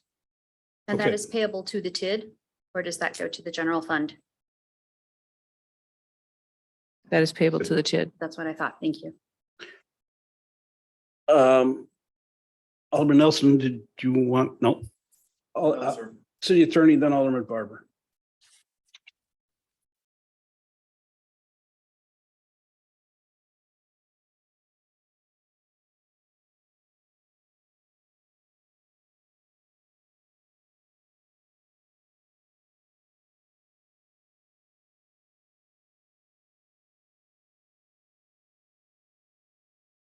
litigation commenced essentially immediately after approvals were granted back in 2020. The litigation is still pending. These current circumstances are different than all of the other discussion and examples we heard about other developers not completing the 1-year requirement conditions in the grant of a special use. This is different. This is pending litigation. And with regard to the application has been previously approved and previously extended on time because of the pending litigation. The municipal code UDO provides that a special use permit runs with the land and not the applicant. It's deemed to relate to and to be for the benefit of the use and lot. And I think that sums it up, which is why staff recommends approval of this resolution. No, I have a clarification for you, Alderman Wilhelm. Through your discussion, you kept mentioning developers who felt like they were not treated properly. I need those names. Hopefully by tomorrow afternoon, so I can make contact with them and try to make it right and find out what their concerns are. I think you should provide me with the names. On the floor is wouldn't it be proper for the council members voting on this to know how pushing forward the special use again, that's not apparently something they're asking for, is related to the litigation as far as to keep doing this? I mean, you want me to say all those other reasons that you find within this, including, you know, not being a winning formula. We could be marketing this for something else and getting our access that way. All of those reasons, and it's just like, well, it's in litigation. Well, we know it's in litigation. That's why nothing's moving forward. I believe that's why they backed out. But I have no, and told no reason what this does, what that special use, because we pretty much confirmed that they can't get out of their payment for the special use. So I've been told all along it's Alderman, because do you of have the a question? payment. Yeah, I wanted to know what in the litigation that he said gives me the validity to say, yeah, that makes sense. Do you want me to answer this? Or you want? I'll give it.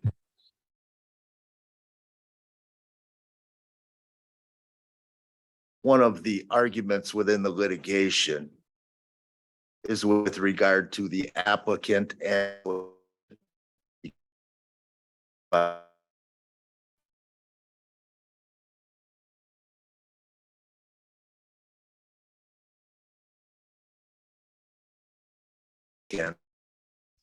has stated that through its counsel in the litigation. The application is not withdrawn. Alderman Barber. Through the court records, this letter we have here is from Joseph Sincata, who represents the group that is suing the city in terms of the Franklin Community Advocates. My concern is that it seems as if the court records indicate that this thing has been prolonged since December or November of 2000, and it keeps being extended 2020. This keeps being extended by the same person that seems to want to, that makes these comments here. I, for one, wish it had been settled within due process over a year ago, so everybody could understand and move on. But it hasn't been that. So we cannot do that in my mind until there's clarity with whatever the court is going to decide. And that's my justification for looking at this until such time as the courts determine either pro or against the city, because it's against the city that this lawsuit is being filed. So I'm in favor of extending it because I don't want to change any of the circumstances within the lawsuit to extend this further or I want the resolution to the lawsuit. So the quicker we can get there, I'm going to feel a lot better about it and understand what the rules are and what will happen. We're left in a limbo now because of all the extensions. So I'm just waiting for it to be played out. We have a motion and a second. Madam Clerk, roll call, please.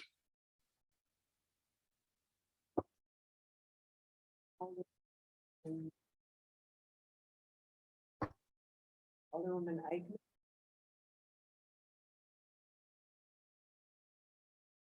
Aye. Barber. Aye. Alderman No, Saying it really loud doesn't make it any more. well, of a nobody's motion. got their mics on, so. The mayor, Sorry, Mayor, just want to be out there. the mayor affects the outcome and votes aye. Motion carries. So we move on to G6. Nah, I'm not gonna. Nah, I'm not gonna say anything. Resolution conditionally approving a final plat for Villas at Cape Crossing Estates subdivision. So Is there a second?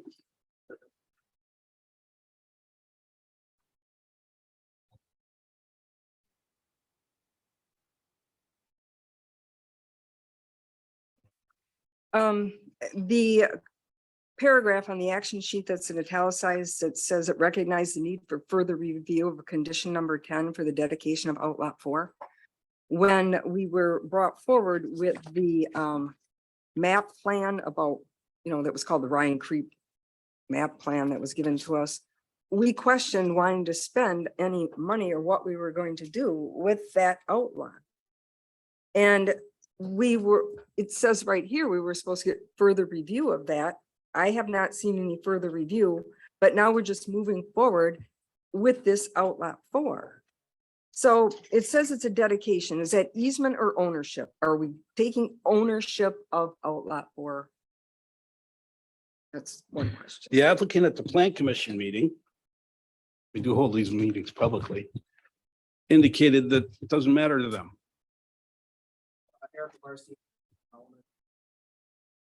North 27 West 24025 Paul Court.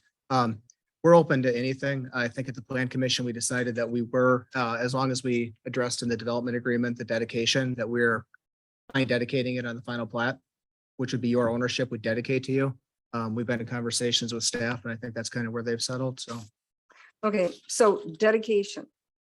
And that's the new number 17 that was added that wasn't in the Plan Commission's resolution. So that was inserted since the Plan Commission reviewed this.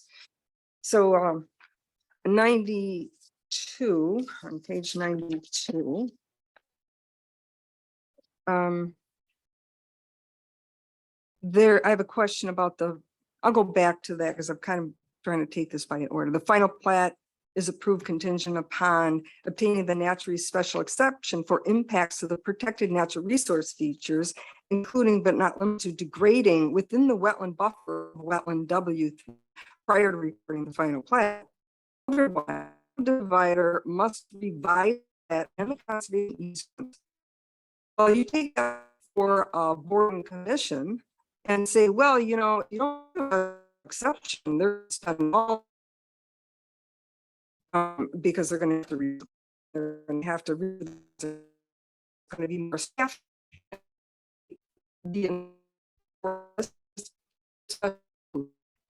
So to me, this is something that should be not contingent.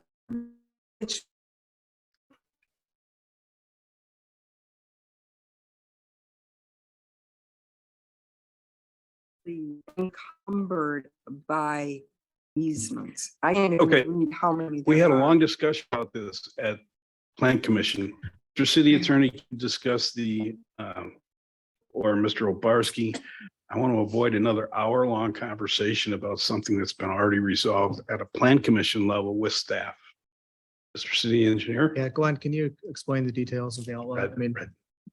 we simply, through the process, the development had always said that the city had wanted this as a trailhead and we were obliging to give it to the city. So I think the details are really with city's trailhead.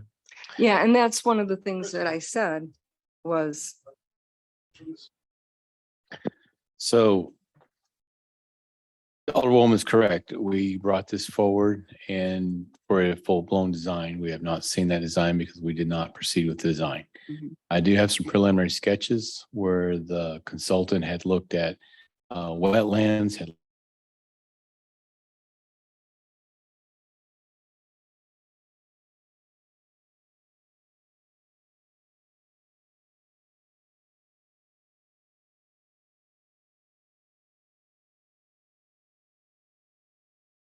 I think we would be making a big mistake to take this as a dedicated property because it's so encumbered by easements already. We don't need to own it. You've got, it's really hard to read these. You got a Wisconsin power easement, you got a, what, a cross access easement, you've got a gas line easement. Why would we want that? If they're gonna just allow us an easement, just like everyone else, we don't want to own all those easements. That's just asking for trouble. I think it's a bad idea. And if they don't care. No, let me be clear that whether we dedicate it on the plat or whether we reserve it for future dedication was the question. There's no way that the city can have a public trailhead on property that we own with an easement. So the easement question really was on the table. It was whether we retain it on the final plat for future dedication or we dedicate when we record this plat. And it was staff's and plan commission's recommendation that they would rather have it dedicated on the final plat right now. And what my point was, which you weren't here for this, is the council had a complete discussion on if we wanted to park money, if we wanted that, it's supposed to come back to council.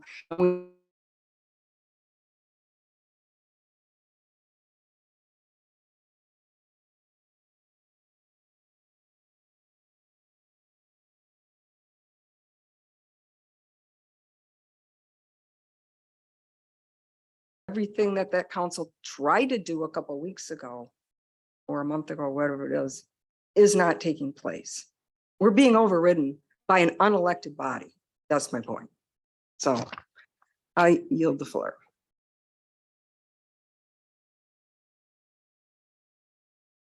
Well, I'd like to just want to make sure that we address the condition that we talked about at Plan Commission. Number 10.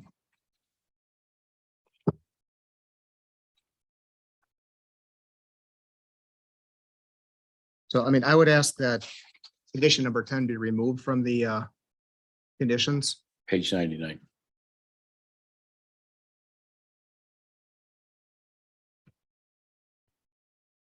And I think, I mean, basically, when Plan Commission approved this, we kind of said that we would have some legal review based on this. And I think that this all really goes back to federal, we had this wetland W3 and W4 were deemed non-federal on May 26th by the Army Corps of Engineers. It's in your packet, but Army Corps deemed W3 and W4 non-federal in its entirety.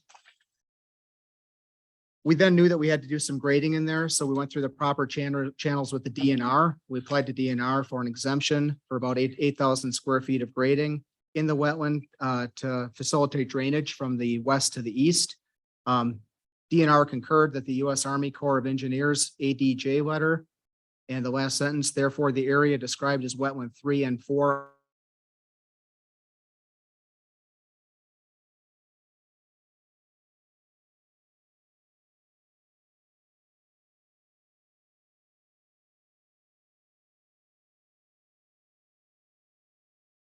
an attorney that's a specialist in wetland litigation. Jesse's had a couple of conversations with them.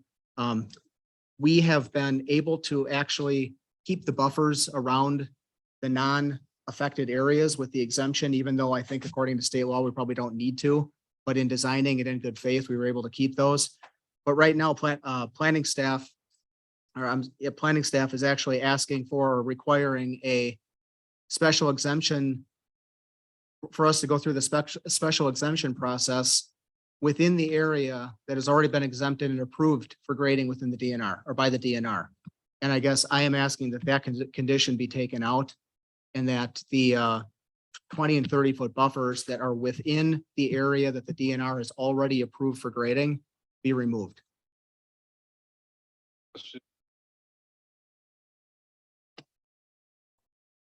Again, a short version. This subject matter arose literally within the last week. And the bottom line is that there is a Wisconsin statute that in part has one sentence in it, section 281.36 sub 12M. If a local government has in effect on the effective date of this subsection, an ordinance or resolution regulating non-federal wetlands or artificial wetlands, the ordinance or resolution does not apply and may not be enforced. So I discussed this.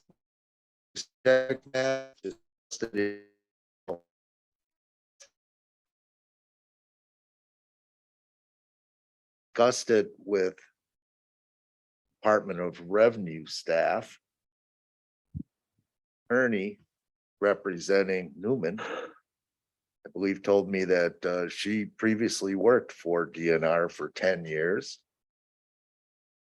And as I said, short version, all of that discussion and emails up and back with DNR staff. And last week, DNR staff said they would be meeting with DNR legal counsel. And this is the wetlands area of the law for DNR. And at 2 minutes to 4 p.m. today, the Department of Revenue, Ryan Pappas, staff responded in a brief email, which ended with, after talking with our legal team, the DNR doesn't have the authority to comment on the question pertaining to the applicability of a local zoning setback ordinance that you referenced within that area. And as referenced in section 281.36 of 12M with stats. That would need to be handled between the city of Franklin and the developer directly. I had detailed discussions with Associate Planner X, who has gone into great detail in reviewing the subject matter, as well as Principal Planner. And detailed discussions all were in the realm of what they understood, and that perhaps it only applies to the exceptions area granted by the Wisconsin Department of Natural Resources. I just read their answer to you, and that's, a primary focus of their duties. So where I ended up was, and did research, looked everywhere for specific opinions, case law, etc., as to whether or not this has been addressed since that statute amendment, amongst substantial other amendments within that act, was adopted, became effective, I think, back in approximately 2019, needs more review and research by staff to reach a conclusion on this, because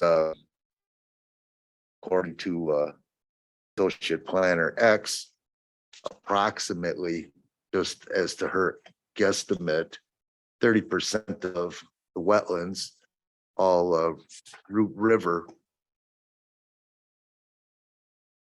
related substantially in the city of Franklin, are federal wetlands. And the rest are all non-federal. And I was there back when, good number of years ago with committees, subcommittees and the Common Council. Alderman Wilhelm. Committee. City adopted substantially detailed conservation, natural resources. Can somebody Or tell the amount of land we're unified talking about here? ordinance. So in this particular case, what I recommended and was offered by Mr. Obarski during one of his emails at the start of this, somewhere in the last week. After going through all the details that per the one line in the statute, non-federal lands should not be locally regulated. This was dated September 6th. He at the end said, again, we have been able to work around the most of it, and I'm not looking to challenge the buffer and setback on the non-exempt, but still non-federal area of wetland W-3. But imposing a buffer and setback in the exempt area is not acceptable. So my recommendation at this point in time and under current circumstances, and it would be good, Regulo had picture of this particular wetland on the screen. 8.5 by 11, but that's not gonna really.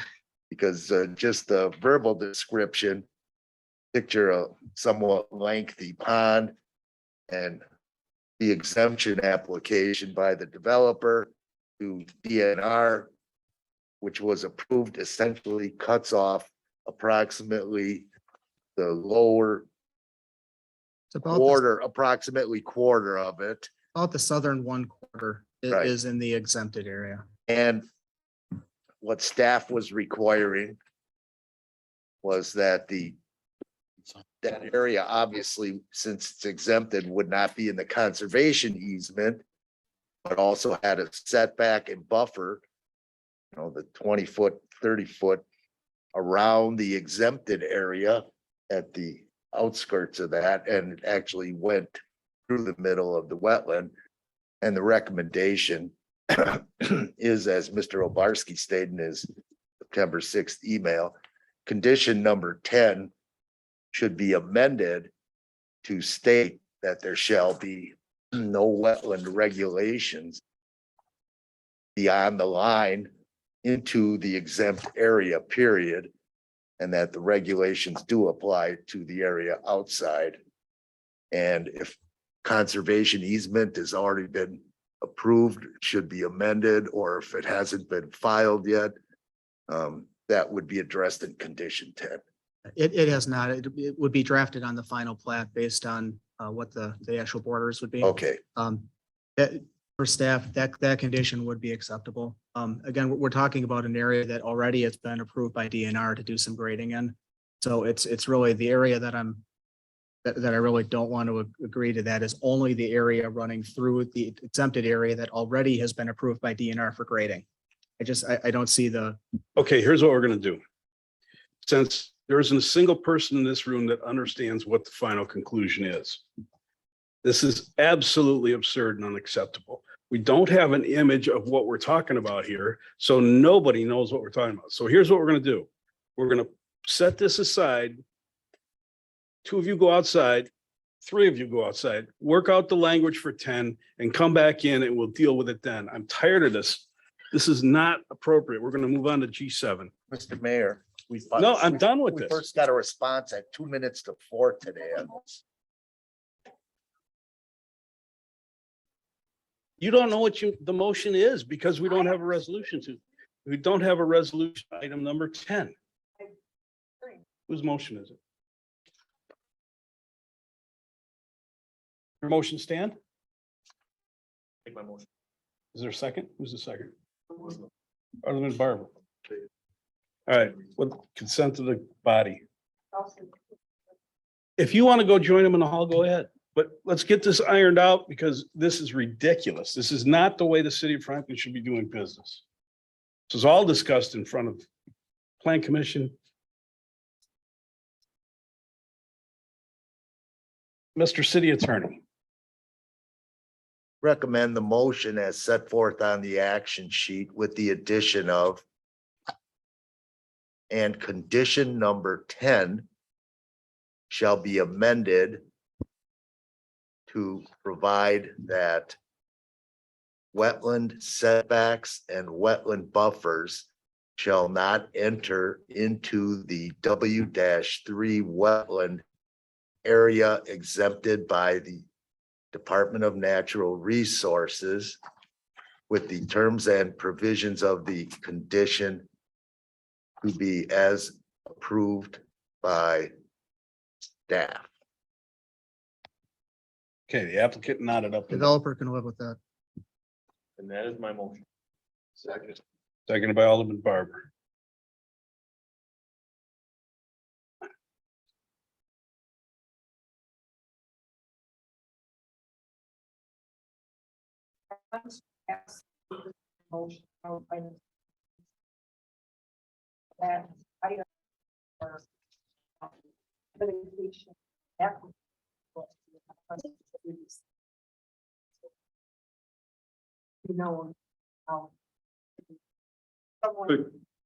Silver mic on, I'm sorry, I cannot hear you. I wanted to ask the maker and seconder of the motion if they would also include item 17 to come back to have the further review and condition of what the city plans to do at that lot. I am not asking to change the dedication. I am only asking that the council be updated on whatever new plans came about that the council did not get a say so on. So I'm only asking that the maker of the motion require staff to bring that discussion back as they were supposed to. Just to clarify, I mean, we are still That's dedicated. not for you. Right, so that's purely between, okay. I'm just disappointed that we gave direction and it came to us. All right, there's Alderman Nelson. Mr. City Attorney, with that motion, you just came so brilliantly up with this, and should that be a motion? It doesn't in any way amend the resolution. It's adoption. It's just separate motion with regard to condition number 17 and the resolution that staff bring back detailed description thereof to the common council within 60 days or. It's really up to, I don't know how soon you'll be ready for that. So my motion stands for the first part. Thank you. Thank you. And then- Alderman Holbrook. Hold on, you're. Given that the answer you got is at 4 o'clock today, if we do this motion, is it going to create a precedent that's going to cause us issues in other areas? That is why I said on the record, under current facts and circumstances, current times, current circumstances. This is different. Look where it's all at, and the Department of Natural Resources, which regulates wetlands, today basically said they're not going to opine on this question. Okay. Thank you. Okay, we have a motion on the floor to Alderman Barber. By considering number 17, is that going to bring this all back to the floor again to be brought up and rehashed and gone over for how many different Yes, sir. times? And so it's just something that is an add-on that would come back to us. Alderman Wilhelm's request for 17 is not appropriate. She'll have another motion, I'm sure, and in a few minutes, if we ever get to vote on that. Okay. Anyone else? Okay. All those in favor of the motion, signify by saying aye. Aye. Any opposed? Okay. Now, Alderman Wilhelm, you said something that there was a new plan that the council didn't know. That again is a falsehood. If you would like an update, We can just. if you get to would, the motion. if you would like an update on the trailhead planning, we'll be happy to provide that at the next council meeting. I'm going to make a motion that in regards to item 17 for the Cape Crossing final plat, outlot 4 dedication, that staff recognize the need for further review and conditions and bring it forth to the Common Council for discussion and information within 60 days. That would be nice, but you already approved the plat. That's not a condition of my approval. No, this has nothing to do with you, and it has nothing to do with holding up the plat. It's all it says is, here's an item on here. All that we're we telling you is need make a clean motion without regard to item 17 because the plat has been approved. Just make a motion that says direct staff to That return. is my motion, because that is what it's in reference to. This council gave staff direction to come back with this, and as Mr. Morrow said, they are working on it.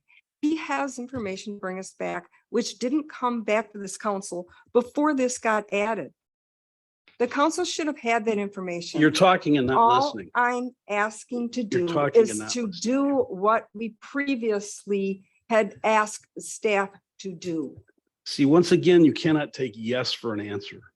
All I'm asking to do is what this council previously requested to have.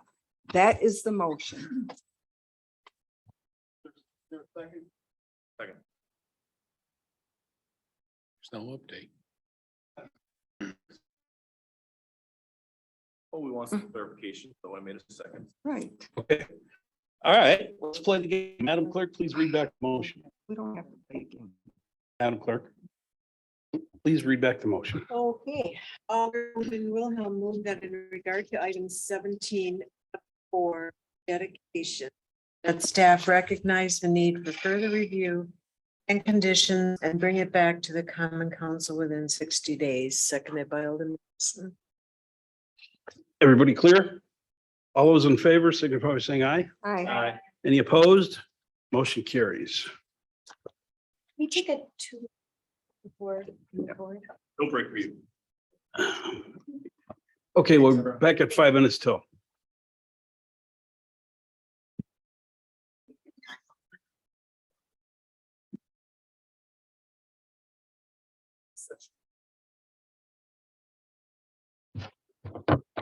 It's 8:55. It's actually now 8:56.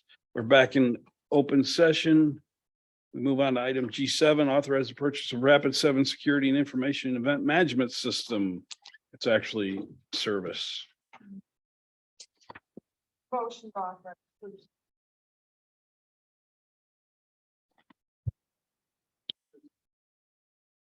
We have Mr. Attorney. Mr. City Attorney. Working with staff, did a redraft of this contract today. And we're gonna review it with the services provider. So would request add at the end of the motion on the action sheet, semicolon, and the Rapid7 Services Agreement is hereby approved, subject to changes to the agreement form as may be approved by the Director of Administration, the IT Director, and the City Attorney. Who's the maker? I am the maker. I'll make. And the, okay. Jim, do you want to give us that much? Basically, what we're doing is implementing an SIEM, which is a piece of service up in the cloud that takes event logs from all of the various devices that we have and looks at statistics and correlations. And if it finds out that there's any form of an intrusion, a hacker attempt, or something suspicious, sends out an alert. We're also subscribing to a managed service with a Rapid7. So they are our main security analyst and provider. And in the event that we actually did turn around and get compromised or hacked, they are also the company that we would be working with one-on-one to help manage the incident, resolve the incident, do any data forensics and data collection. So they basically give us, for all of the computing systems that we have here from cradle to grave, full data forensics and analysis as part of this agreement. So we're doing the SCIM for everything, along with the data analysis for everything. The driving force behind this was Computer Justice Information System, FBI DOJ requirements for the police department, where we have to have one in order to meet police department FBI regulations. But we're expanding that out now for the entire city for it, where it will give us this cradle to grave security protection. Questions? All those in favor, Ed? Includes like something happens and everything's locked out, you have an automatic backup for everything? I have that right now where I turn around and do the restores, but they also, if they see the attack actually happen, because we're putting agents on all the computers, that if it sees something that the security operations centers sees as a vulnerability, they can automatically remove the computer from the network to prevent it from actually spreading throughout the rest of the network or other systems. Awesome. So that's a big plus on it, of being able to turn around and remove something suspicious from the network. Thanks. Anybody else? All those in favor? Aye. Any opposed? Motion carries. That's in need of. Thank you very much.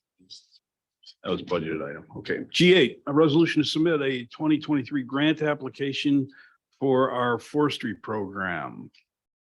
Alderman Wilhelm. I like this. We haven't planted any trees in quite some time. However, I'd like to make the motion that allows them not to use their training funding, but their tree planting funding, and they can work that out. They only need to be able to say where a match, that they have the match. They don't actually have to detail it in the grant, and then they can work it out if they get the grant. So my motion would be to adopt the resolution to make the grant application request for $5,000 for a total of 10 from the 2023 Wisconsin DNR Urban Forestry Grant and Urban Forestry Catastrophic Storm Grant Program, and also unspecified amounts for yet to be determined by the storm. I guess they didn't actually put that in there, but it did suggest up there that they would use training. So I guess I didn't need to change the motion. I just looked at the. Seconded by Barbara. By the way, we did plant trees last year. Yes. What? You said, yes, if you. About the training, yes. Yes. And then my comment is we have been planting trees all along. Well, I want to clarify because I didn't understand what you said about scratching it. So my understanding was, it says here that you would take operating budgets for training. And it wasn't in the motion, but my request was that when they put the grant in, allow them flexibility to not use the training. So it didn't mention where they would take it from in the motion. So I didn't.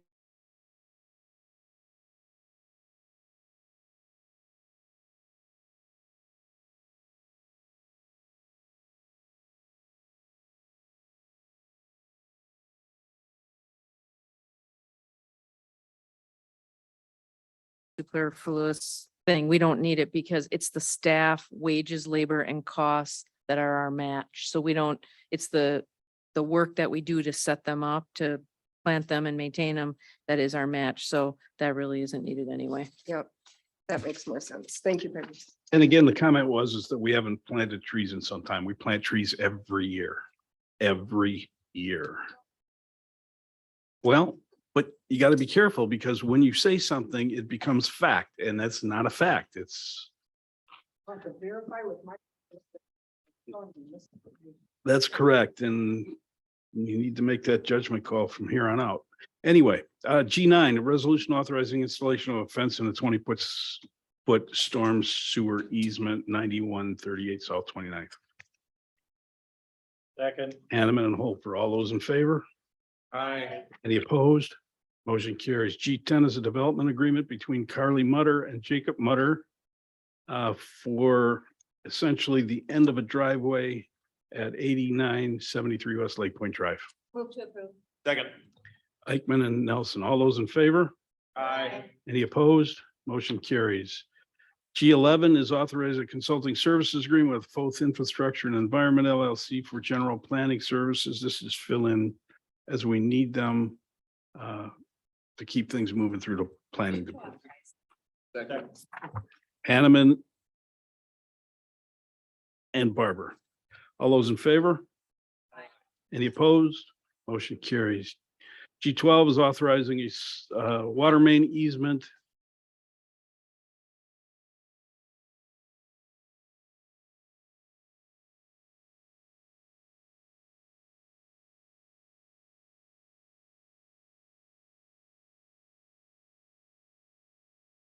Five square feet, 6868 South Ballpark Drive.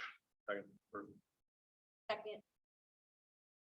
Okay, we got 2 seconds and no. I changed. Okay, Nelson and then Eichmann. All those in favor?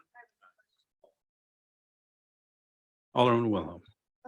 The analysis says that the park impact fee match for the project and the impact fee match is required for this.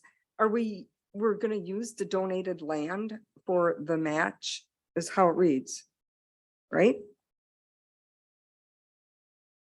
As I recall, this is to satisfy a condition of the plan commission relative to a trail that can never be built, but this maintains the city's ability to charge for it at the future if something happens where that changes.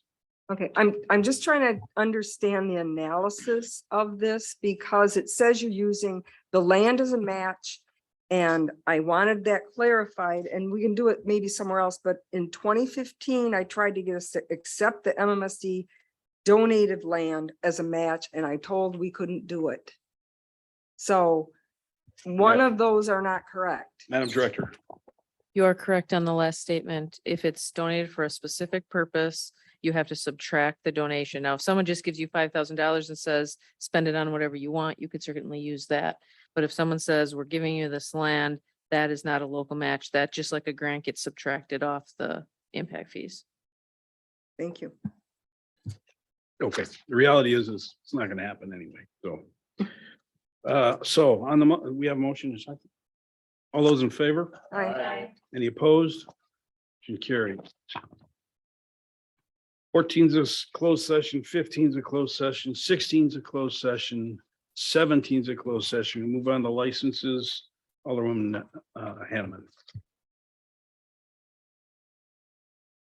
Okay. Mayor, Mayor, 14, 15, and 16 are not planned for close. Those are just options for the council. Okay, So it might be more Sorry. appropriate to have the public. hear well, those. I've already announced it, so Alderman Wilhelm. Okay. So this is for the licensing September 20th. Class B for the doing business as Splatter Paint Studio, approved pending inspections, the Gachar case, I don't know how to say that. Extraordinary special event, and everyone is invited, is approved for the 1st and the 8th only. The 15th is not available. Motel license review, that item was recommended to send the letter from the mayor that he had emailed, and we had it on our at the meeting as presented, and for department heads to provide comments and implement impedances per the municipal code to the licensing committee and have that being sent out to the departments as the way Katie always does it, for comments by email to the licensing committee. For the fireworks item, that will be continued on the October 4th agenda. And the clerk has been asked to provide copies of documents that show the Wisconsin law and permit examples by other municipalities. Operator Andrea Herber, that is approved. And while so that was Lisa Khan is approved. Amber Helm is approved. Jessica Hendren is approved. Joe Molina is denied based on arrest or conviction record substantially related to the licensing activity. Natalie Scanlan is approved. Maureen Wendt is approved. Second by Alderwoman Hinman. Questions on the letter or anything? Okay, Good letter. are you trying to butter me up? I Thank you, I thought appreciate it. I can be a gentleman and answer properly. Thank you. I appreciate the comment. No. Madam Clerk. If I could just clarify that the item you want sent to is or is a particular. Two separate things. The letter to go out. Okay. And then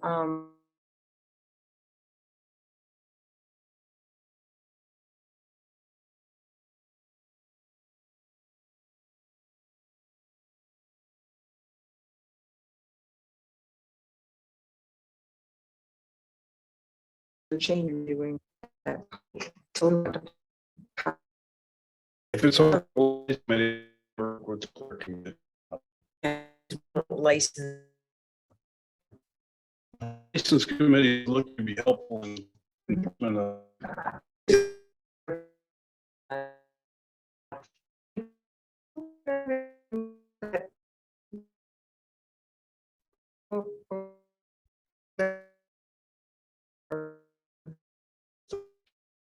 I didn't put anything